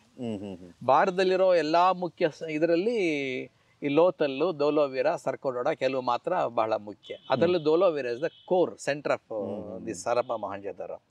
ಇತ್ತೀಚೆಗೆ ನಡೆದಿರೋ ಕೆಲವು ಸಂಶೋಧನೆಗಳ ಪ್ರಕಾರ ಧೋಲಾವೀರ ಅಥವಾ ಹರಪ್ಪ ಮೊಹೆಂಜೊದಾರೋದಲ್ಲಿ ನಾಗರಿಕತೆ ಕೇವಲ 3000 ವರ್ಷಗಳಿಂದ ಅಲ್ಲ, 8-10,000 ವರ್ಷಗಳ ಕ್ರಿಸ್ತ ಪೂರ್ವದಿಂದ ಕೂಡ ಅಲ್ಲಿ ಇತ್ತು. ರೀಸೆಂಟ್ ಅಂತ ತೋರಿಸ್ಕೊಟ್ಟಿದ್ದಾರೆ. ಅಂದ್ರೆ ಈ ವೇದಗಳನ್ನ ಬರೆದ ಜನ 10,000 ವರ್ಷಗಳಿಂದ ಅಲ್ಲೇ ಇದ್ರು, ಲೇಯರ್ ಆಫ್ಟರ್ ಲೇಯರ್ ಬೆಳ್ಕೊಂಡ್ ಬಂದಿರೋದು ಅನ್ನೋದು ವೇದ್ಯ ಆಗುತ್ತೆ. ಹಾಗಾಗಿ ಅವರು ಬೇರೆ ಕಡೆಯಿಂದ ಬಂದಿಲ್ಲ ಅನ್ನೋದು. ಈ ಹರಪ್ಪ ಮತ್ತೆ ಮೊಹೆಂಜೊದಾರೋ ಏನ್ ಪದಗಳು ಸರ್? ಏನ್ ಹೆಸರದು? ಏನ್ ಯಾರದರ ಹೆಸರ ಇಲ್ಲ? ಅದು 2 ಜಾಗದ ಹೆಸರದ ಅಷ್ಟೇ. ಅಲ್ಲಿ ಲೋಕಲ್ಲಿ ಕರಿತಾ ಇದ್ದದ ಹೆಸರುಗಳು, ಅದಕ್ಕೆ ಆ ಹೆಸರು ಆ ಕಲ್ಚರ್ಗೆ ಸೇರ್ಕೊಂಡಿದೆ. ಅವ್ರನ್ನ ಹರಪ್ಪ ಮೊಹೆಂಜೊದಾರೋ ಅಂತ ಅವ್ರು ಕರ್ಕೊಂಡಿರ್ಲಿಲ್ಲ. ನಾವು ಯಾರು ಆತರ ಅಲ್ಲಿ ಆಳಿದ್ರ, ನಾವು ಅದನ್ನ ಸಿಂಧೂ ನಾಗರಿಕತೆ ಅಂತಲೋ ಸರಸ್ವತಿ ನಾಗರಿಕತೆ ಅಂತಲೋ ಕರಿಬೇಕಷ್ಟೇ. ಸಿಂಧು ನಾಗರಿಕತೆಯ ಬಯಲು ಅಂತ ಕರೀತಿಲ್ಲ ಆ ತರ. ಬಟ್ ಹೆಸರು ಹರಪ್ಪ ಮೊಹಂಜೋದಾರೋ ಎರಡು ವಿಲೇಜ್ ಹೆಸರುಗಳು ಅಥವಾ ಇದ್ದಿದ್ದ ಜಾಗಗಳ ಹೆಸರುಗಳನ್ನ ಅವ್ರು ಅಟ್ಯಾಚ್ ಮಾಡಿದ್ರು. ಇತಿಹಾಸದ ಕಾಲದಲ್ಲಿ ಆ ಹೆಸರುಗಳಿತ್ತು. ಇಲ್ಲ, ಇವರು ಎಕ್ಸ್ಕವೇಟ್ ಮಾಡಿದ್ದು ಕಂಡಿದ್ದ ಟೈಮಲ್ಲಿ ಅಲ್ಲಿದ್ದ ಹೆಸರುಗಳೆಲ್ಲ ಅಟ್ಯಾಚ್ ಮಾಡಿದ್ರು. ಅವು ಪೂರ್ವ ಈಗ ಅಲ್ಲಿ ಇರೋ ಹೆಸರದು ಅಷ್ಟೇ, ಹರಪ್ಪ ಮತ್ತೆ ಮೊಹೆಂಜೋದಾರ. ಇದಕ್ಕೆ ಎಡಕಲ್ ಗುಡ್ಡಕ್ಕೂ ಏನ್ ಸರ್ ಸಂಬಂಧ? ಎಡಕಲ್ಲು ಗುಡ್ಡದ ಕಥೆ ನೀವು ತಗೊಂಡ್ರೆ ಆಕ್ಚುಲಿ ಅಲ್ಲಿರೋ ಸಿಂಬಲ್ಸ್ ತಗೊಂಡ್ರೆ ದೇ ರಿಸೆಂಬಲ್ ಈ ಅದರ ಸಿಂಬಲ್ಸೇ ಬೇರೆಪ್ಪ, ನಮ್ಮಲ್ಲಿ ಆ ಸಿಂಬಲ್ಸೇ ಇಲ್ಲ. ನಾನು ಅಲ್ಲಿ ಐ ಸಾ ಹ್ಯೂಮನ್ ಫಿಗರ್ಸು, ಚಾರಿಯೆಟ್ಟು ಅದೆಲ್ಲ. ಉದಾಹರಣೆಗೆ ಅವಾಗಲೇ ಹೇಳಿದ್ನಲ್ಲ, ಆರ್ಯನ್ಸು ಆ ಕಡೆಯಿಂದ ಬಂದರು ಅನ್ನೋದಕ್ಕೆ ಕಾರಣ ಭಾರತದವರಿಗೆ ಚಾರಿಟೇ ಗೊತ್ತಿಲ್ಲ ಅಂತ. ಆದರೆ ಈ ಎಡಕಲ್ಲು ಗುಡ್ಡದ ಏಜಿಂಗ್ ತಗೊಂಡ್ರೆ 4000 ಇಯರ್ಸ್ ಬಿಫೋರ್ ಕ್ರಿಸ್ತ್. ಅದು 4000 ಇಯರ್ ಬಿಫೋರ್ ಕ್ರಿಸ್ತಲ್ಲಿ ಭಾರತದಲ್ಲಿ ಚಾರಿಯೆಟ್ ಇದೆ, 2 ಚಕ್ರ, ಅದಕ್ಕೊಂದು ಗಾಡಿ. ಅದನ್ನು ಎಳೆಯೋದಕ್ಕೆ ನಿಮಗೆ ಪವರ್ ಬೇಕೇ ಬೇಕಲ್ವಾ? ಅದು ಯಾವ ತರ ಇದೆ ಅಂದ್ರೆ ಹಸುಗಳಿಂದ ಎಳೆಯೋದಲ್ಲ, ಅದು ಮೋಸ್ಟ್ಲಿ ಪವರ್ಫುಲ್ ಏನೋ ಹಾರ್ಸಿಂದಲೇ ಎಳೆಯೋದಾಗಿರ್ಬೇಕು ಅಂತ. So I link it up to all this ಏನೋ. ಓಕೆ ಓಕೆ, ಹಂಗಾಗಿ ಅದಕ್ಕೆ ಜೊತೆ ಹೇಳಿದಲ್ಲ, ರಾಯಚೂರಲ್ಲಿ ನಮಗೆ ಕುದುರೆ ಸಿಕ್ಕಿತ್ತು. ಸೊ ಆಗಿರ್ಬೇಕಾದ್ರೆ ಇದು ಮೋಸ್ಟ್ಲಿ ಇವೆಲ್ಲ ಲಿಂಕ್ಡ್ ಅಂತ ನಾನು. ರಾಯಚೂರಲ್ಲಿ ಹೆಂಗ್ ಸಿಕ್ಕಿತ್ತು ಸರ್ ಕುದುರೆ? ಅಂದ್ರೆ ಈಗ ಯಾರೋ ಎಕ್ಸ್ಕವೇಟ್ ಮಾಡ್ಬೇಕಾದ್ರೆ ಕುದುರೆಗಳ ಲಾಳ ಸಿಕ್ಕಿತ್ತು ಅಲ್ಲ, ಎಲುಬುಗಳು ಸಿಕ್ಕಿದೆ. ಎಲುಬುಗಳು ಸಿಕ್ಕಿದೆ. ಅದು ಎಲುಬನ್ನ ಈ ಇಷ್ಟೇ ವರ್ಷದ ಹಳೇದು ಅಂತ ಎಕ್ಸಾಕ್ಟ್ಲಿ ಕಂಡುಹಿಡಿಯೋಷ್ಟು ಸೈನ್ಸ್ ಹೇಳ್ಬೋದು. And that all belongs to Harappa or pre Harappan culture ಅಥವಾ ವೇದಾರ್. ಅದಕ್ಕೆ ಮುಂಚೆದೋ ಇಲ್ಲ ಅದ್ರ ನಂತರ ಅಂತ ಹೇಳೋದು, ಆ ಕಾಲದ್ದು ಅಂತ ಅದು ಗ್ಯಾರಂಟಿ ಆಗಿದೆ. ಅಂದ್ರೆ ಇಟ್ ಇಸ್ ನಾಟ್ ಏನೋ ಈ ಬ್ರಿಟಿಷ್ ಅವ್ರು ಬಂದ ಮೇಲಂತೂ ಅಲ್ಲ, ಅಥವಾ ಆ ಕಾಲದಂತಲ್ಲ, ಮುಂಚೆನೇ ಇತ್ತು ಅಲ್ಲಿ ಅಂತ. ಇವ್ರು ಯಾರು ತಂದಿಲ್ಲ, ನಮ್ಮಲ್ಲಿ ಕುದುರೆ ಇತ್ತು ಅಂತ. ರಾಯಚೂರಲ್ಲೆಲ್ಲ ಕುದುರೆ ಇತ್ತು ಅಂದ್ರೆ ಡೆಫಿನೆಟ್ಲಿ ಎಲ್ಲ ಕಡೆನೂ ಇತ್ತು ಅಂತಾನೆ. ಎಕ್ಸಾಕ್ಟ್ಲಿ. ಕಾಶ್ಮೀರನೇ ಬೇಕಿಲ್ಲ. ಇಲ್ಲ, ಬೇಕಾದಷ್ಟು ಆ ಕಡೆ ಎಲ್ಲ ಇತ್ತಪ್ಪ, ಹೇಳಿದ್ನಲ್ಲ. ಬಟ್ ಜಿಯೋಗ್ರಫಿಕಲಿ ಇವತ್ತು ನಮಗೆ ಅರ್ಥ ಮಾಡ್ಕೊಂಡ್ರೆ ಕುದುರೆಗಳು ಬೆಳೆಯೋಕ್ಕೆ ಯೋಗ್ಯವಾದಂತ ಜಾಗ ಯಾವುದು sir?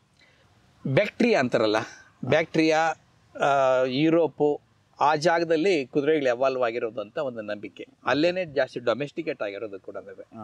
That does not mean that it restricted only to that. ಎಲ್ಲಾ ಕಡೆ ಅದನ್ನು ಉಪಯೋಗಿಸ್ಕೊಂಡು ಅದಕ್ಕೆ ನಾಗರಿಕತೆ ಕಲ್ಸ್ಕೊಂಡು ಬಳಸ್ಕೊಂಡು ಅದು ಏನಾಯ್ತಪ್ಪ ಅಂದ್ರೆ, ನಮ್ಮಲ್ಲಿ ಹ್ಯೂಮನ್ ಬೀಯಿಂಗ್ಸ್, ಈ ಪ್ರೆಸೆಂಟ್ ಡೇ ಮಾನವನಲ್ಲಿ ಒಂದು ಆರೋಗ್ಯನ್ಸ್ ಇದೆ.